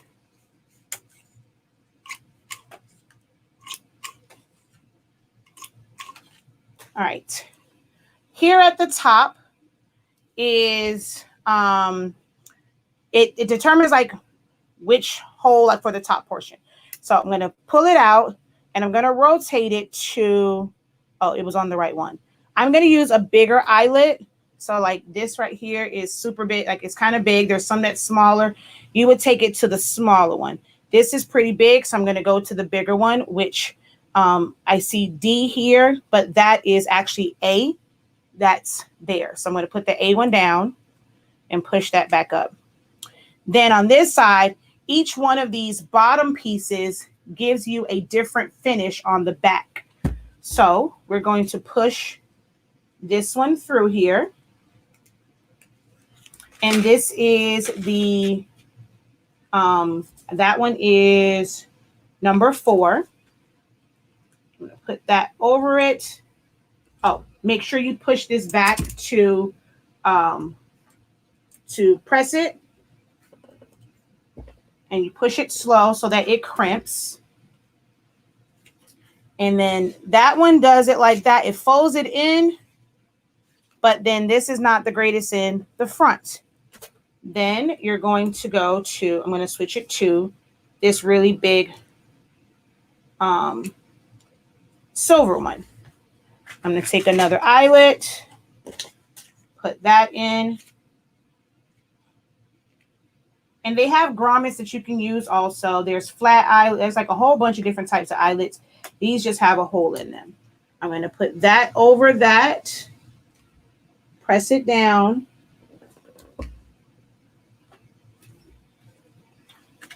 This opens it up. So you see how that is? It can be kind of rough, but you can press it down again. All right, I'm going to lift this up and turn it again to the black one. Put that in. Put it right over that, like a little piece. So where this is going through it. Press it slow. Release it. This curls it under. This is the one that I like to use. It's almost like having a grommet where it's kind of the same on both sides. So if I'm going to use an eyelet, I like to use that one. So that's the different finishes on those. All right. Oh, wait, there's one more. My bad. Oh, yeah, duh, Shakia, you did punch 4 holes. Duh. I got to the one that I like and I was ready to stop.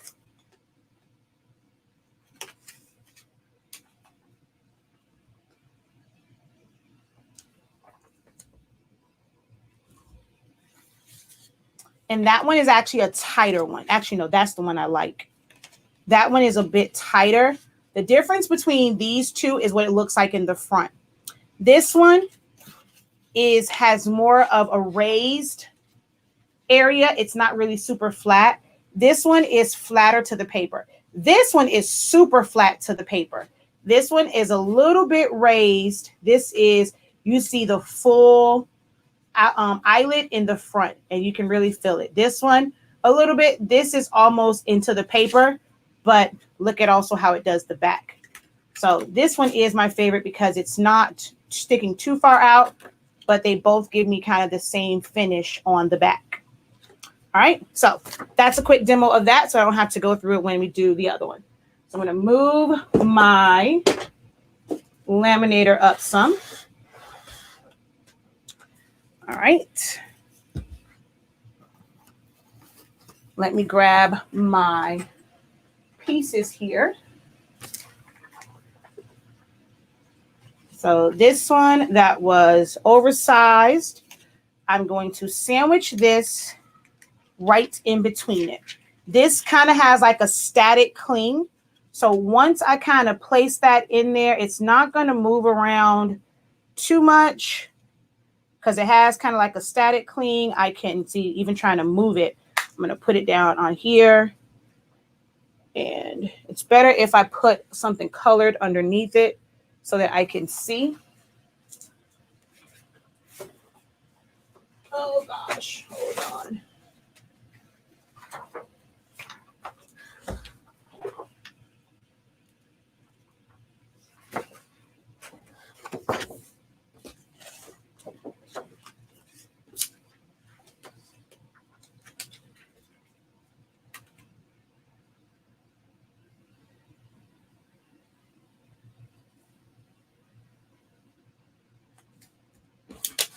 And then rough side, just line them up. Oh, goes the other way.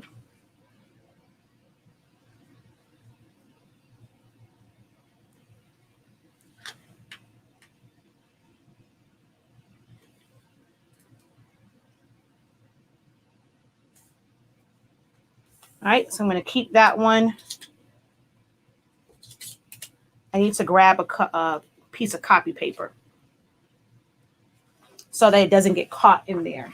Let me grab 2 sheets of copy paper.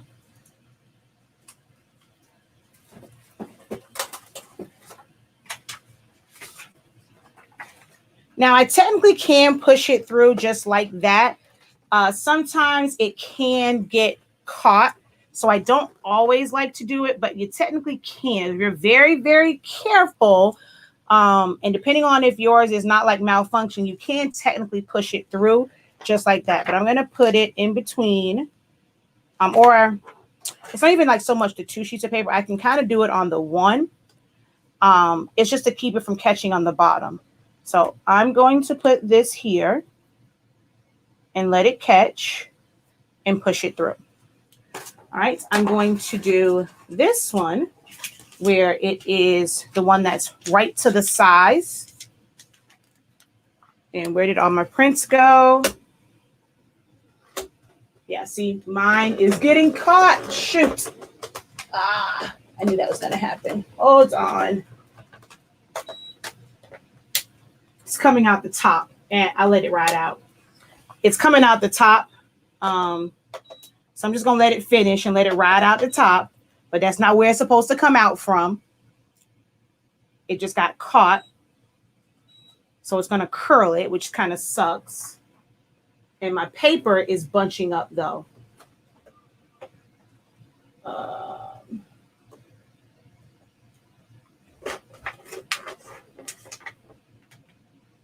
Okay. I'm going to try and get out the paper because that bunched up.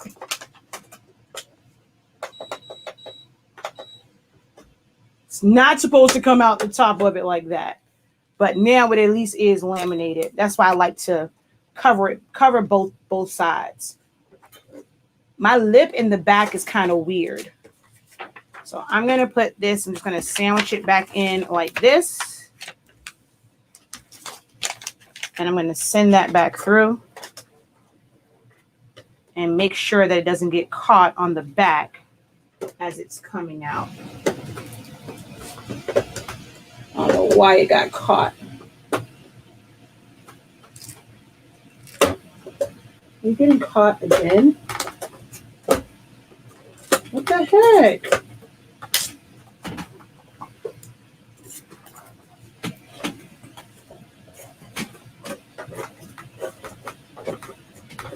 What's wrong with my laminator? Look, Meek, you cost way too much money to be acting crazy.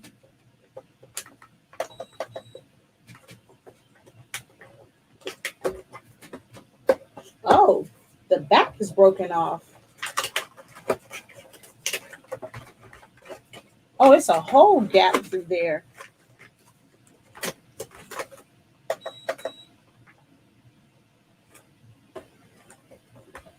Okay, it's caught on something.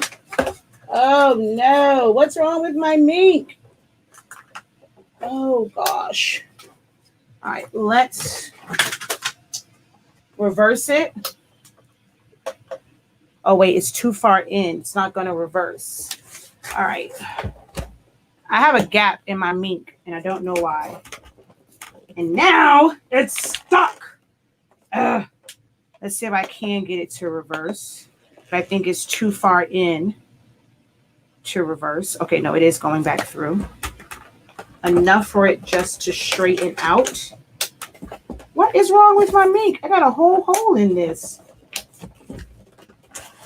Oh, come on. Seriously?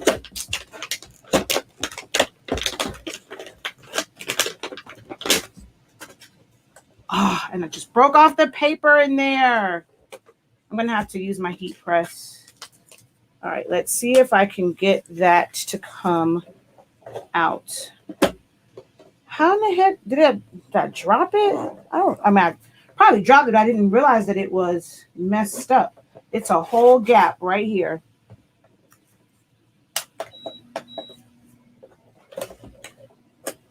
All right, so now it's feeding out. At least it's not stuck.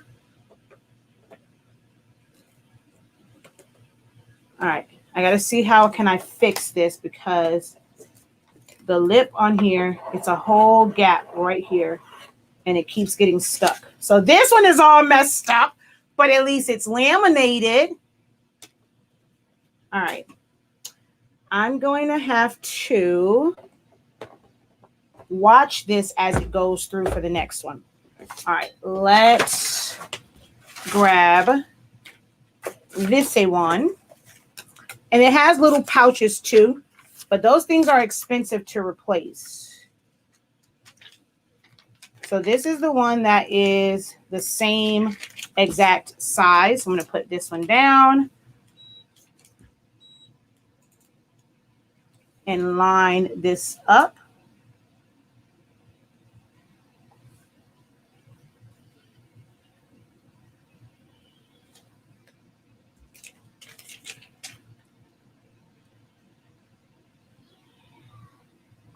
Now this one, because it's not touching the other laminate, it's not going to have as much of a cling. So be very careful with this one. All right.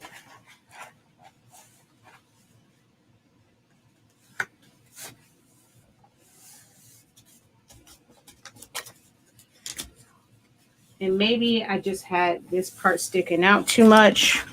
So let's pay attention as it's coming out this time.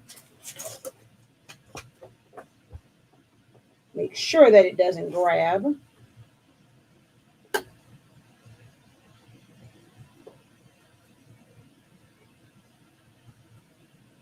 All right, it cleared it that time. And then my last one that I'm going to do, I'm going to laminate just the cardstock in between them. And I'm going to sub this one. But I had to wait for the heat press to turn back on. Oh, I can probably use my easy press because this is only 7 inches. So I can probably use the easy press for this one instead of waiting for the heat press to turn back on.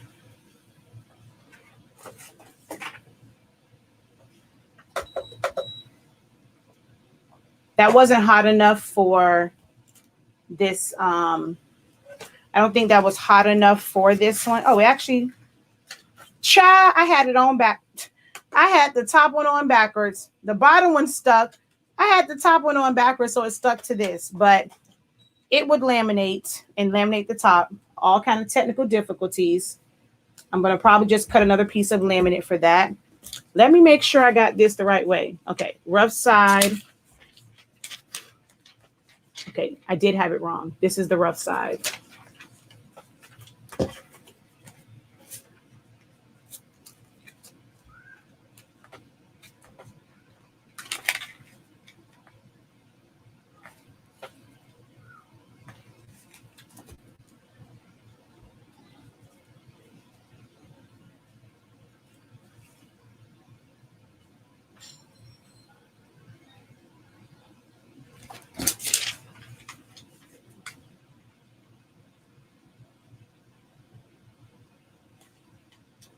You know what I've never tried to do?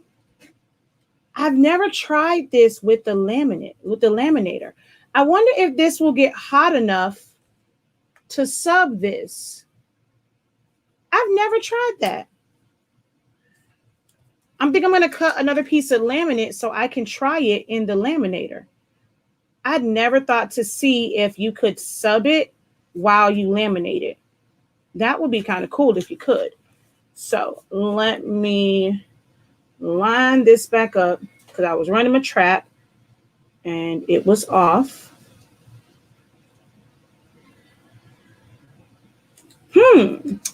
I never thought to do that. Has anyone ever subbed with their laminator? Do you know if it gets hot enough? I mean, because that sucker is pretty hot. And then since our paper sublimates at 365 degrees, I wonder, oh my gosh, I really want to test that out. I think I want to test it out before I do the easy press. I really, really want to test that out, y'all. Like okay, I think I'm going to test it out now. I'm going to grab the heat tape and I'm going to grab my sub print because I want to see if this is hot enough to sub. Ooh, that's going to be so, ooh, man, if that works.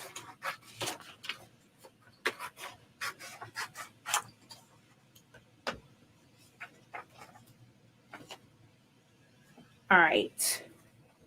Oh, this I have to cut down all the way to size. My bad.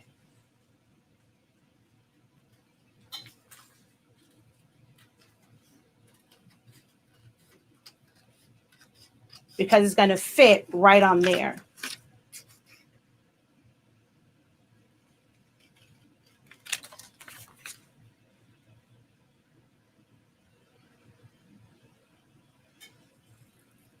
If I was on the heat press, I probably would have laminated this first. Or maybe I should still do that. Laminate it first and then put it back through with the sub print on top. Because normally I laminate my cardstock first and then I sub to it. So maybe I should do that with this one also.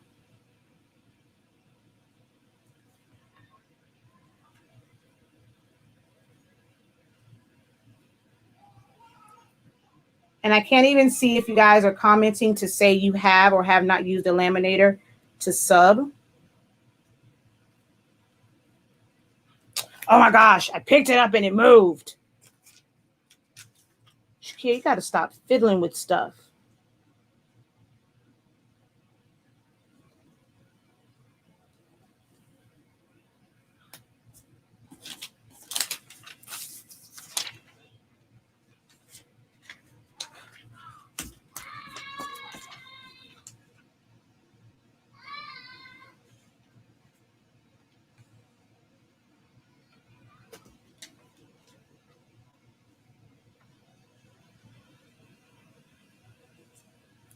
All right, I'm gonna put this back in here, push it back through,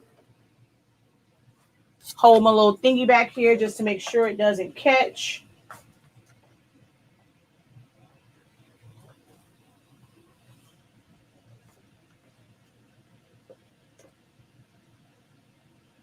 All right, that's through.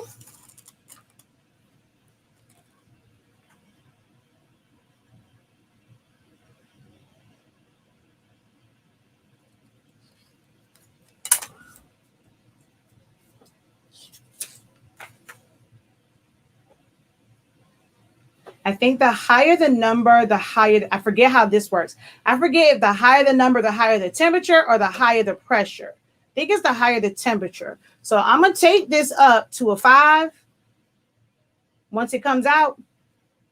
So I think that's going to make the temp, yeah, because it blinks for it to get that hot. So I'm going to take it up to its highest temperature.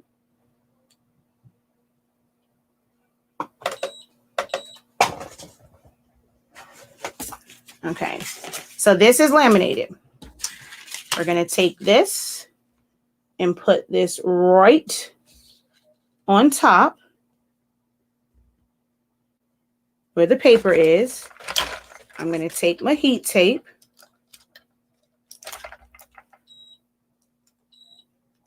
and tape that down.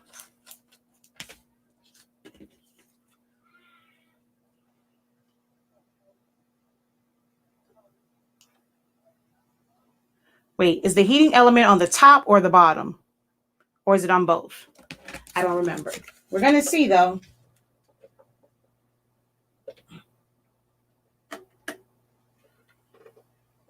Ah, I should have taped it on both sides. It moved a little bit.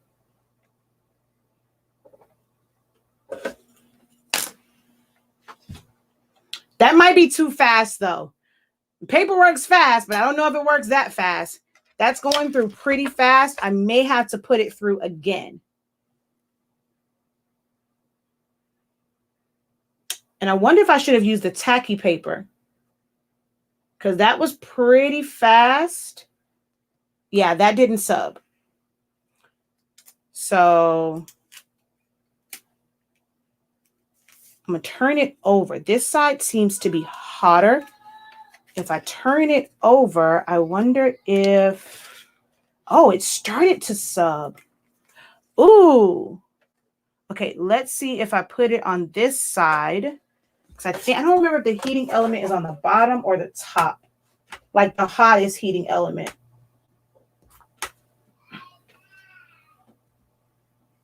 I mean, our paper works fast, but this is going through pretty fast. I think I'm just going to turn on the easy press and do it that way. Oh, it got stuck, y'all. Ah, I was holding it in the wrong spot. It got stuck. Dang it. Reverse on. Let's see, was it all the way through? No. All right, let's reverse it out. We're going to have to do another cut of laminate because it got stuck. I can't tell if it started to sublimate though. It was worth a try.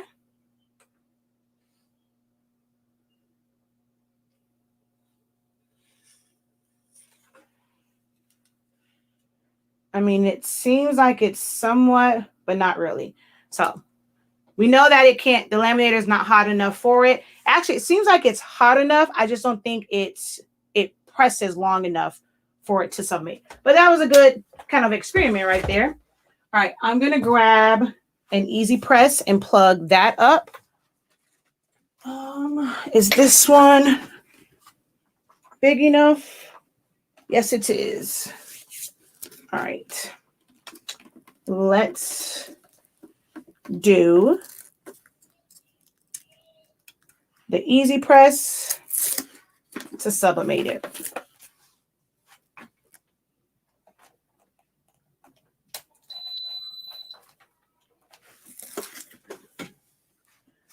And I'm going to cut some more laminate while this heats up.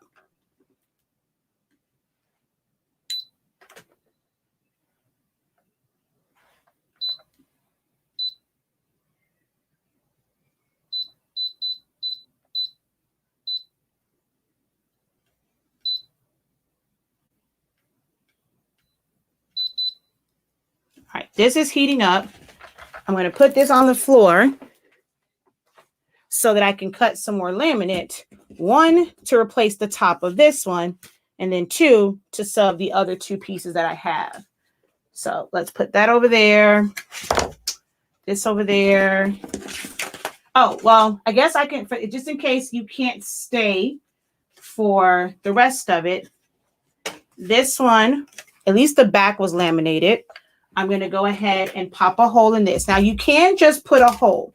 It can be either I'm going to make sure that this is centered. That's too far. You can do just a regular hole and put a tassel on it or ribbon. I'm going to go to the bigger hole because I'm going to put an eyelid on this.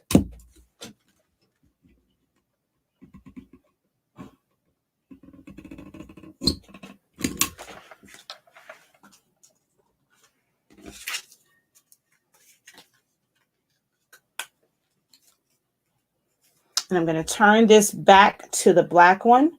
That's the one I prefer for this. Take it back up to the press. Place that over it. Gently push that down. And this is done.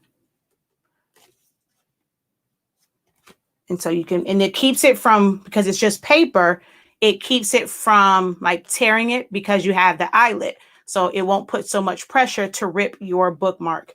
Of course, I was going to put laminate over this, but there's that one. Okay.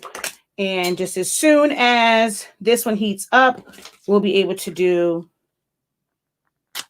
oh wait, I had another one. So I actually don't have to cut another laminate. We just have to wait for that to heat up.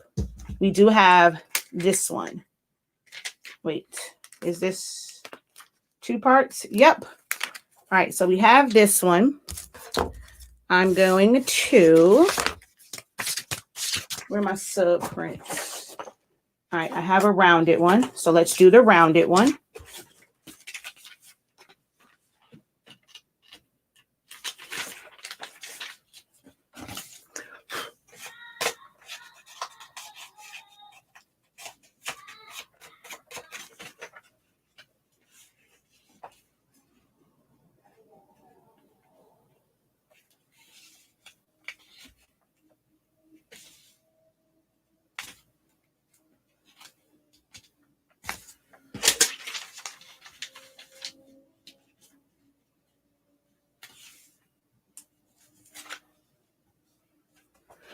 I actually wish I could have had the laminator on because I could have laminated the paper first and then just use the easy press to sub it.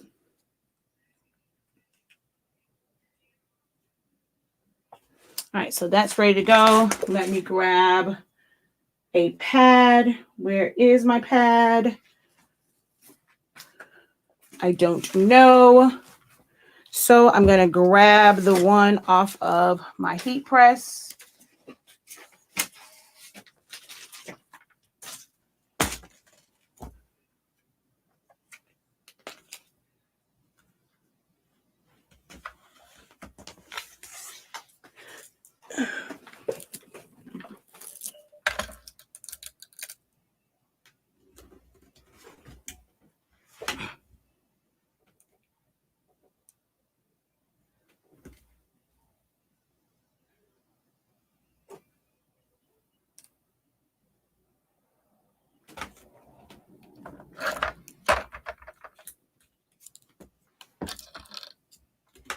A regular heat press, of course, would work better. You got to give it a lot of pressure.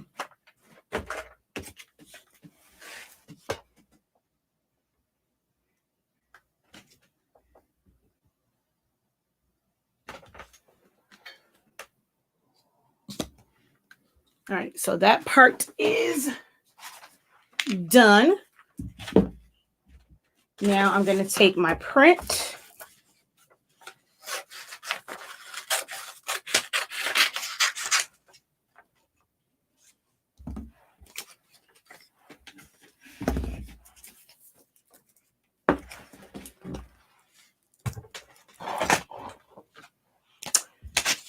And this is how I would have done it, like just with the heat press. I'm just going to turn this over and line up. But, you know, when I put it there the first time, it wasn't laminated. So I'm going to line this up with my print underneath because I can see the paper and where the edge is. I'm going to put a little piece of heat tape at the top and bottom. And if I was doing multiples of these, like if I had to do sub, I wouldn't cut them down. So I would position them on the paper and then take all of my laminated sheets and just tape it down to one big 8.5 by 11 or 11 by 17 or 13 by 19 page. Press them all at one time. I would not do these one by one. So we're just going to turn that over.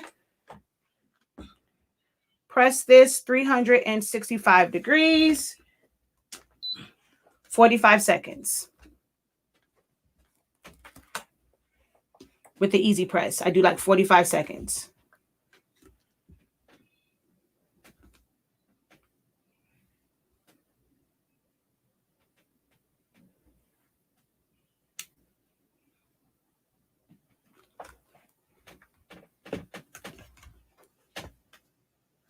Hopefully all of it was under there.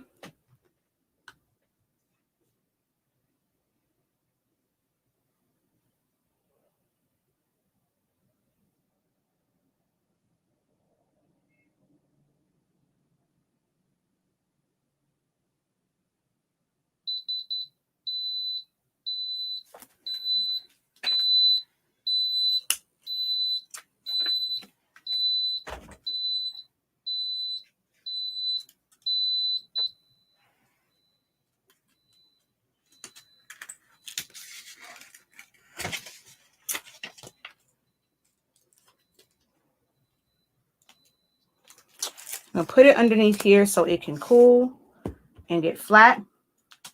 I'm going to do this one. This may have a little bit of ghosting because, of course, we did that through the laminator and some of it did start to sub. So there might be a little bit of ghosting on this one.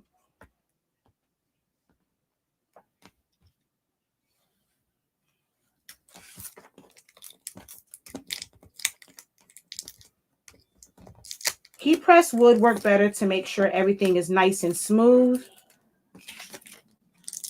But the easy press works also.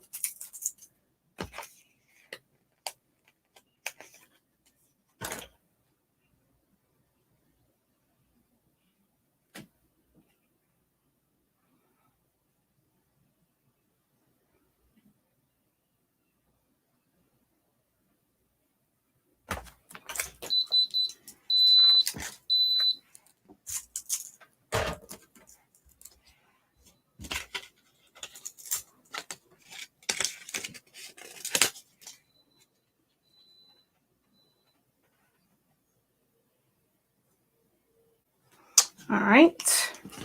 I'm going to mark the center of these to make sure that, well, you know, you can be very precise and mark the center.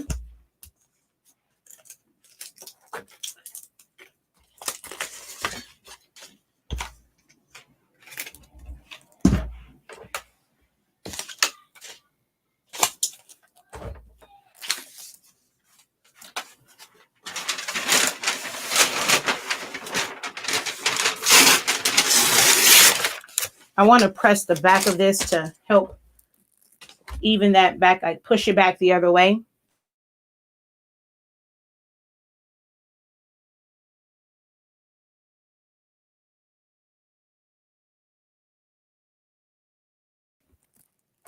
And I think it was probably hanging off. So that just pressing it the other way. Just make sure it's nice and flat now. And then this one. Woo, that's hot.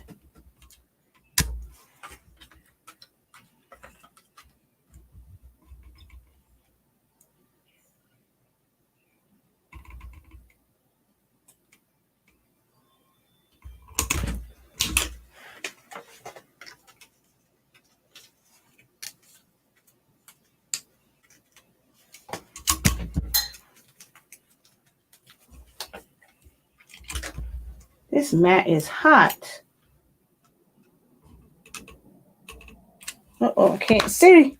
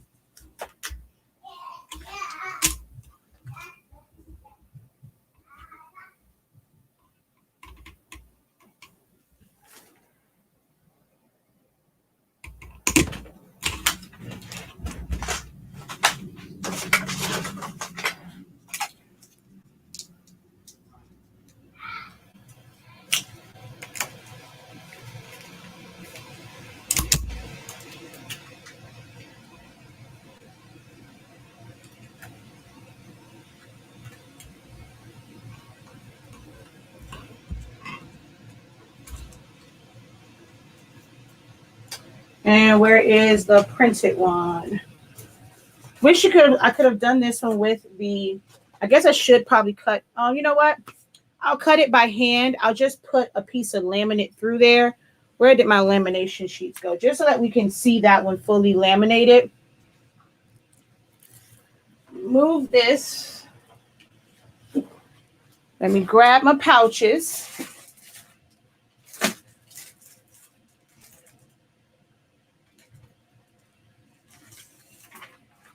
Actually, where's my pin in here? That one is a bit thicker. That's a 5 mil. So it'll come out a little bit thicker. So this is the pin and gear one, and it is 5 mil. The other one was 3. Where is that at? Oh, right there. 5 mil. The other one was 3 mil. So this is going to be a little bit thicker of a laminate. And as you can see, I can use this one. I do the same thing. If I did it a contour cut, I cut through it. Make that offset, cut that contour cut. But I can actually use this.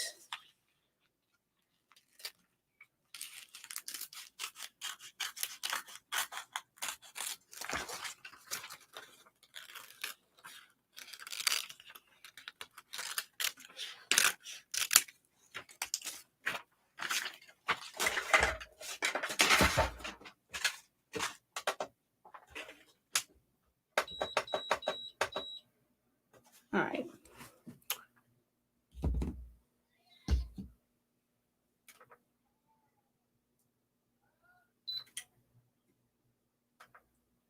Yeah, I might as well. I have one more sub print. I'll sub the last one to glitter. What happened to the other one that was subbed and that was laminated on the back, but not the front? All right, because I need to use to curve this one. So, all right, let's see.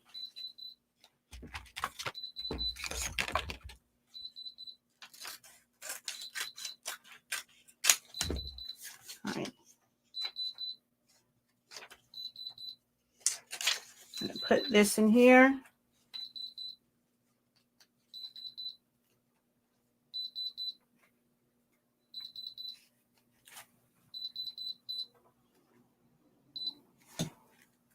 Doesn't really matter where this is because I'm going to cut it down. And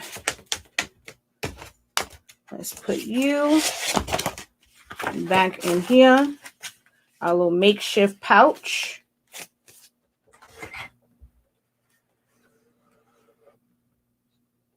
Oh, wait, it's in reverse. So let's go forward.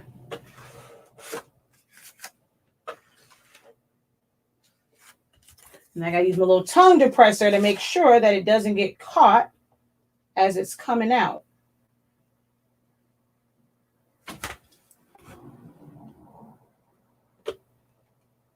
All right, it's out.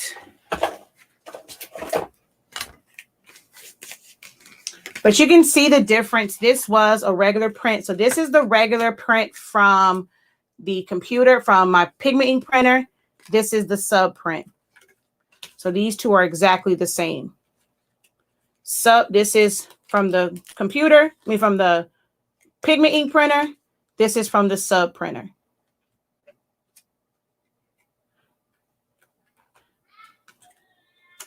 To me, normally my sub ones come out more vibrant, but this actually is more vibrant in this case because I think I can see the yellow. On camera, this looks better than this one.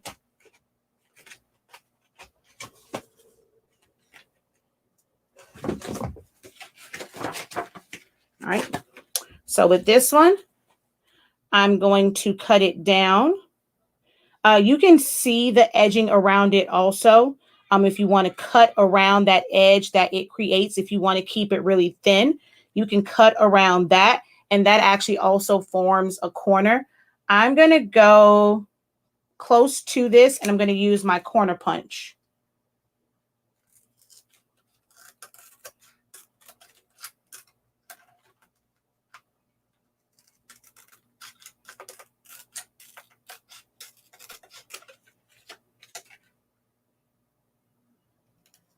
And you don't have to do as big of an offset that I did with the machine also. You can kind of do a small offset also.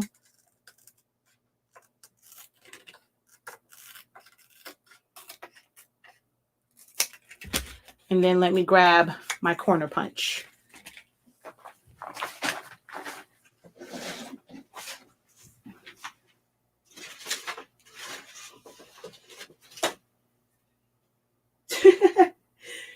I just showed it to y'all. Where did it go that fast?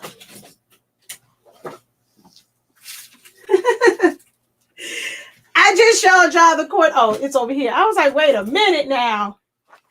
I just showed the people the corner punch.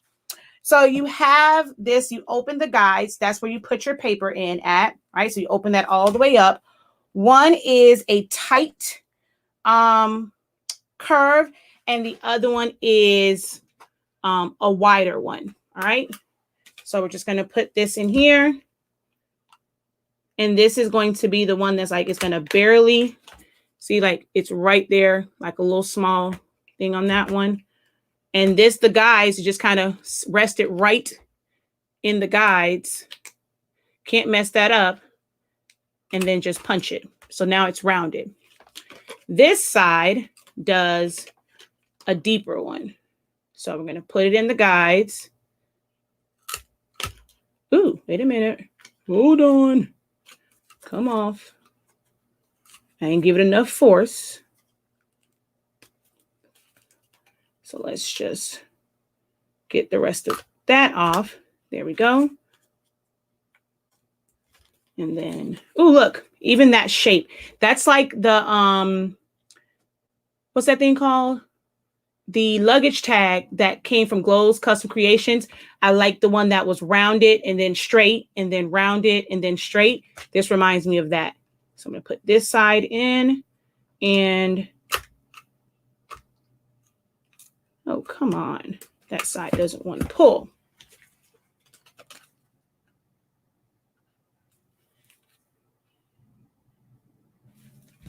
So now, if you don't have a cutter you can still round yours off by just having a corner punch. And we can just leave this one as a regular hole. We don't have to put an eyelet on it.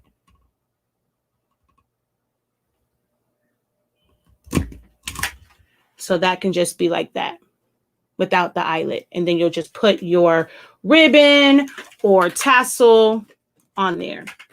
All right, we're going to do, since I have this last sub print, let's go ahead and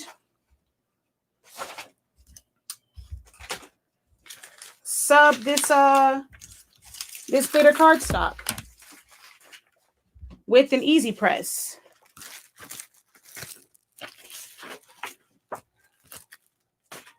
Grab me a little piece of butcher paper here for the bottom.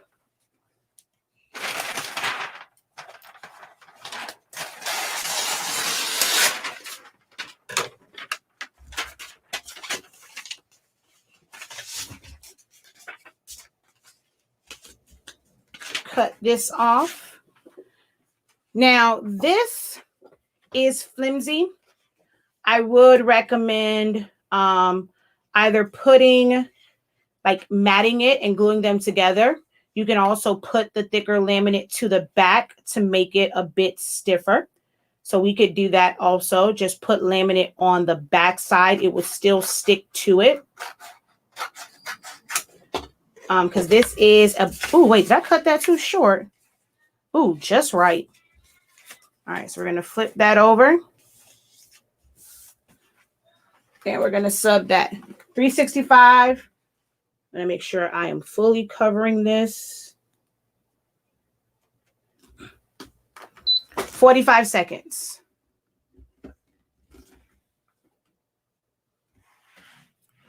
I like this one. It has like this little vibration that will also help push the sub ink down. So if I hit the one, it vibrates a little. That can sometimes cause shifting. I don't do it often, or I just kind of do it like a little bit, just like if I want to make sure that it actually, the sub ink got all down in there. Towards the end, I normally turn it on. Just to make sure, especially something like the glitter, it's a little bit coarse. Not sure if I have enough pressure. I'll give it a little hit with the vibration just to make sure. All right.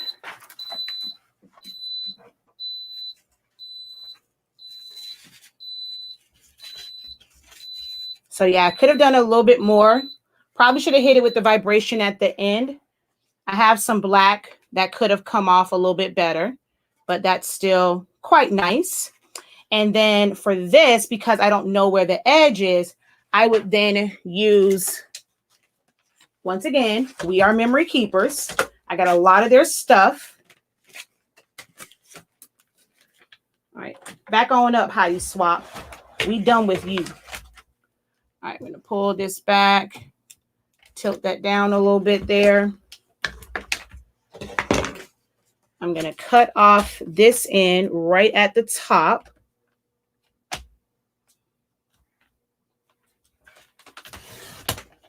Then I know it's supposed to be 2 by 7. So I'm going to take this end, put it at the 7-inch mark, cut that off.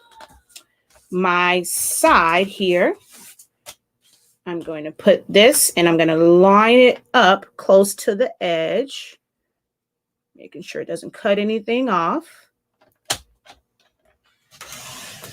And then I know that this should be 2. So I'm going to line it up to the 2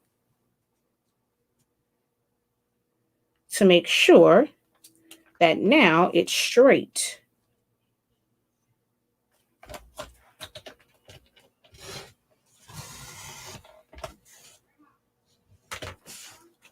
Now it's a 2 by 7. And this can be an economy one. So if you don't want it to be stiff, let's say you just want to create some promotional stuff. You don't have to laminate it. You can just have this one and it can just be something that's promotional. I mean, this is not super, super flimsy. It's still very nice. It's glitter. So you don't have to laminate. You don't have to mat it and make it heavier because you can use this as your economy version. So if they want like a really, really good one, you have it laminated where it's a little stiffer. It has a little bit more weight to it. This is going to last a lot longer, but they want an economy version. You just do this and you don't do anything else to it. All right.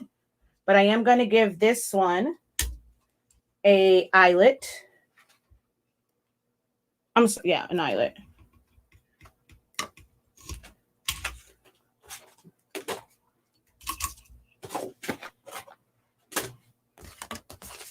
Provided I can figure out what I did with them. Oh, they're back here.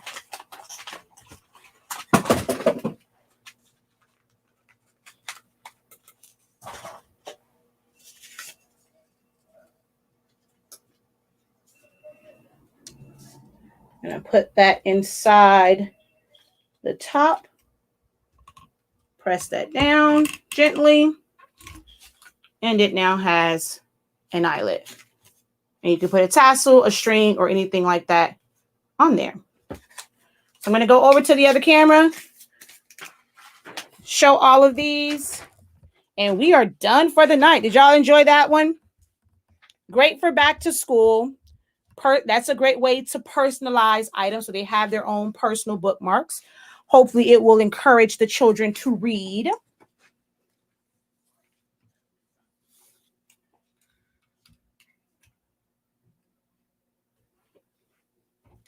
Uh-oh. Got to turn the backlight off so it doesn't blind y'all.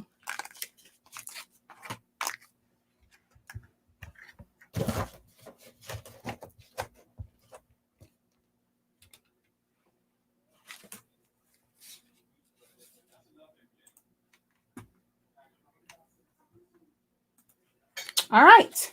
So here they all are.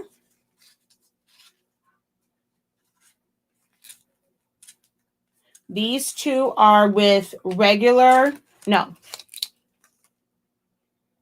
This is Sublimation. This is straight from my pigment ink printer.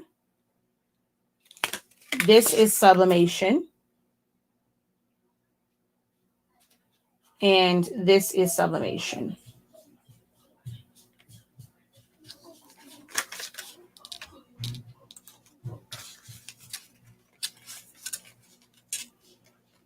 And then this is the one that we did with the corner punch, no eyelet.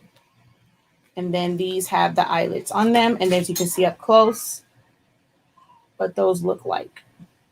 So it's almost like having a grommet, but it's not two parts.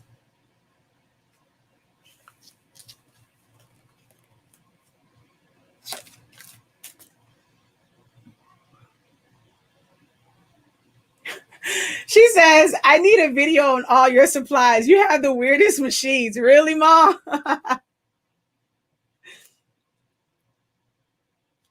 She says, I really like the ink drop one. Yes. I got drip for sale. I got drip for sale.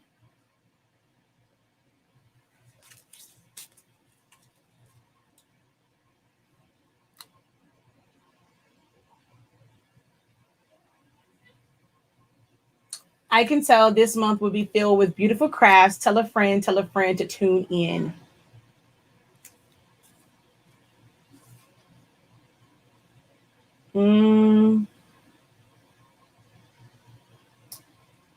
Oh, yeah. I wasn't even over here. And I need to eventually go. Now, if it gets too far in and it's past the rollers, if you go reverse, it won't come out. It'll roll back over the rollers. So you have to do the reverse before it gets past that roller.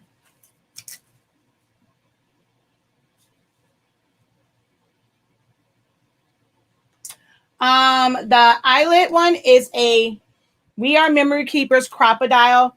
All craft stores have this. So this is the We Are Memory Keepers Crocodile Big Bite. So it says Crocodile 2, but the box will say Big Bite. But this is the We Are Memory Keepers one.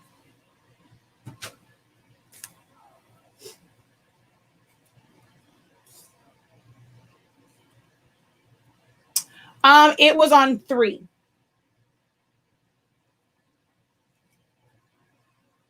Yep. have to laminate to size.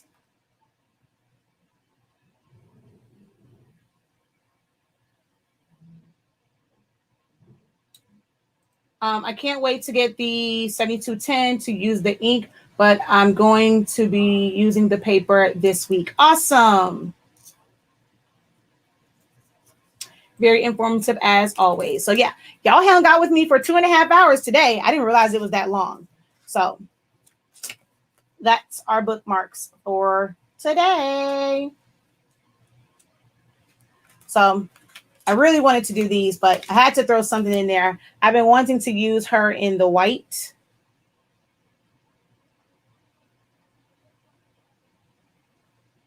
So yeah.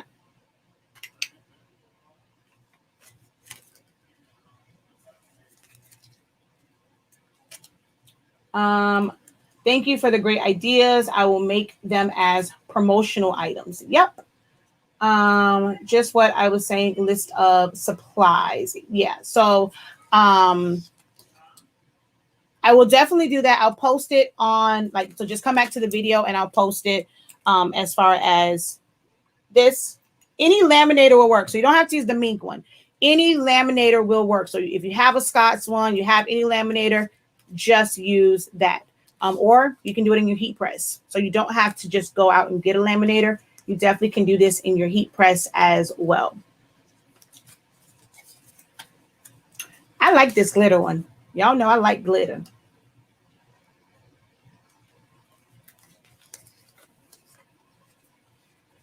All right, so thank you guys so very much for joining me and tuning in. I was actually going to put tassels on here, but I forgot to grab them. So you can also do ribbon, which, do I have ribbon somewhere around here? I got fishing wire down there.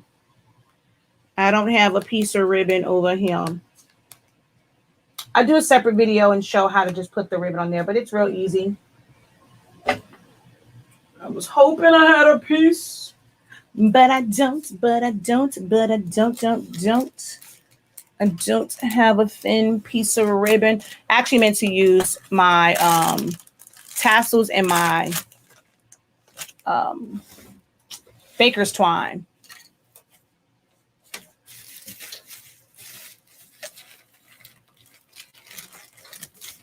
I'm searching. I don't see any ribbon at my desk. Nope, no ribbon. I could use a rubber band though.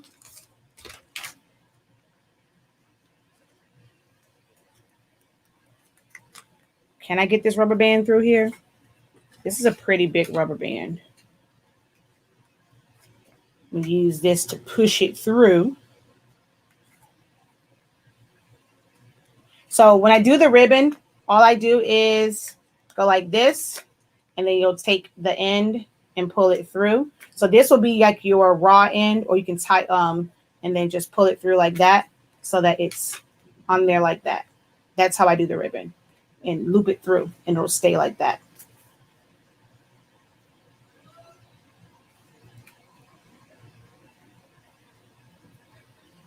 Yeah, you can use these same techniques. You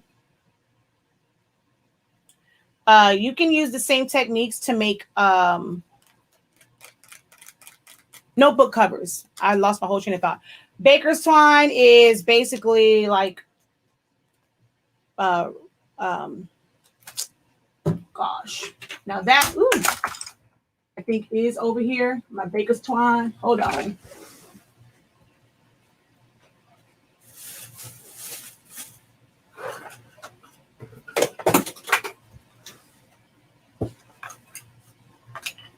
Me and all my washi that I never use.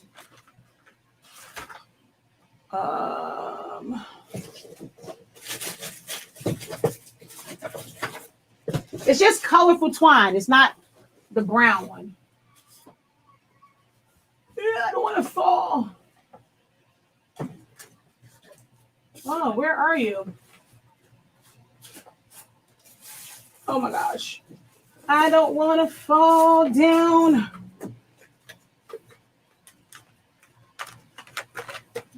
All of my embellishments, but I can't find what I want. Oh gosh. But it's basically colorful twine. Instead of it being like the brown one, it's colorful twine. You can get it from the Dollar Tree. I don't see it in here. It's probably in one of the drawers down there.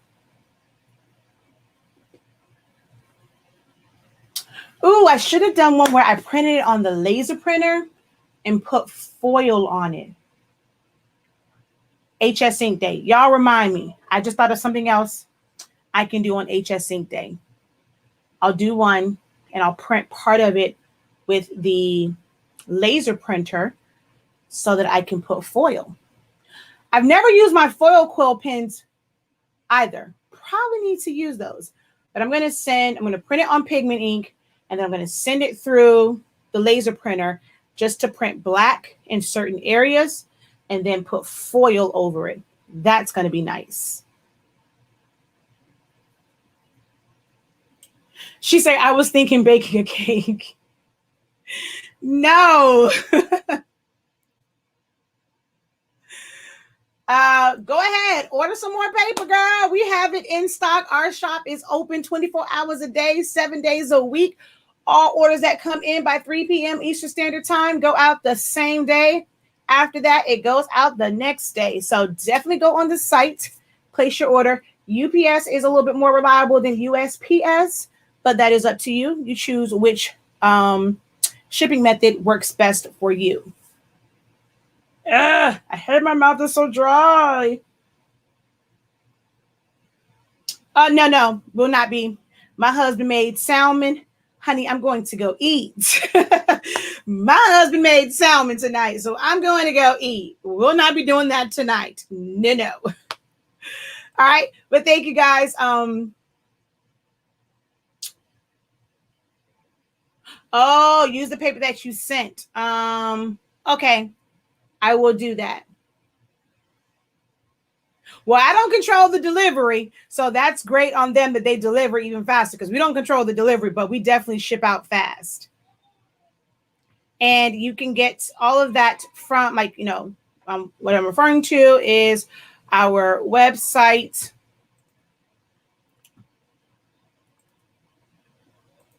shop.silaholics.com. Don't forget, if you made purchase before, you have rewards points. Click on rewards. Click on ways to redeem, and then it'll say redeem right here. You click on that, move the slider. It's going to give you a discount. It's going to give you a coupon code. And then when you go to checkout, put that coupon code in. And if you're using PayPal, you will go to, I think once you hit PayPal, once you go back to the main screen is when you can put in your coupon code. And you'll be able to put that in. All right. So don't forget, if you've made purchases, use your rewards points to save you on some coins, and you'll still build more rewards points from that purchase also. So shop.silaholics.com for that that paper that allowed us to sub with the Easy Press. Beautiful colors, 365, 45 seconds with an Easy Press, y'all. Easy Press. You can actually use 350 on the Easy Press. Like if you have the original Easy Press, our paper is great for those who have the original Easy Press because you can go down as low as 350. You just have to press it for a little bit longer. All right. So thank you guys so very much for watching. I will see you tomorrow. Remember, I'm going to switch the days. So tomorrow will be 3D boxes, and we'll do the explosion boxes on Friday at 12 p.m. And then tomorrow at 7, it will be 3D boxes. All right. So it's going to be like a couple different ones, like pillow boxes, some other, like it's a couple different boxes on that one. All right. So until next time, guys, have a great one. Continue to unlock your creativity. Be incredible. And oh, I almost forgot. If you do any of these crafts or you just want to support the entire month, use the hashtags. Hashtag SACM for Silaholics Anonymous Craft Month 1 for our first year doing this. SAC, BAM, Silaholics Anonymous Crafty Business Awareness Month, or hashtag TPTM, the professor taught me. And if you're using any of our products, you should always be using the hashtag Incredible. All right. Until next time, have a great one, guys. Peace.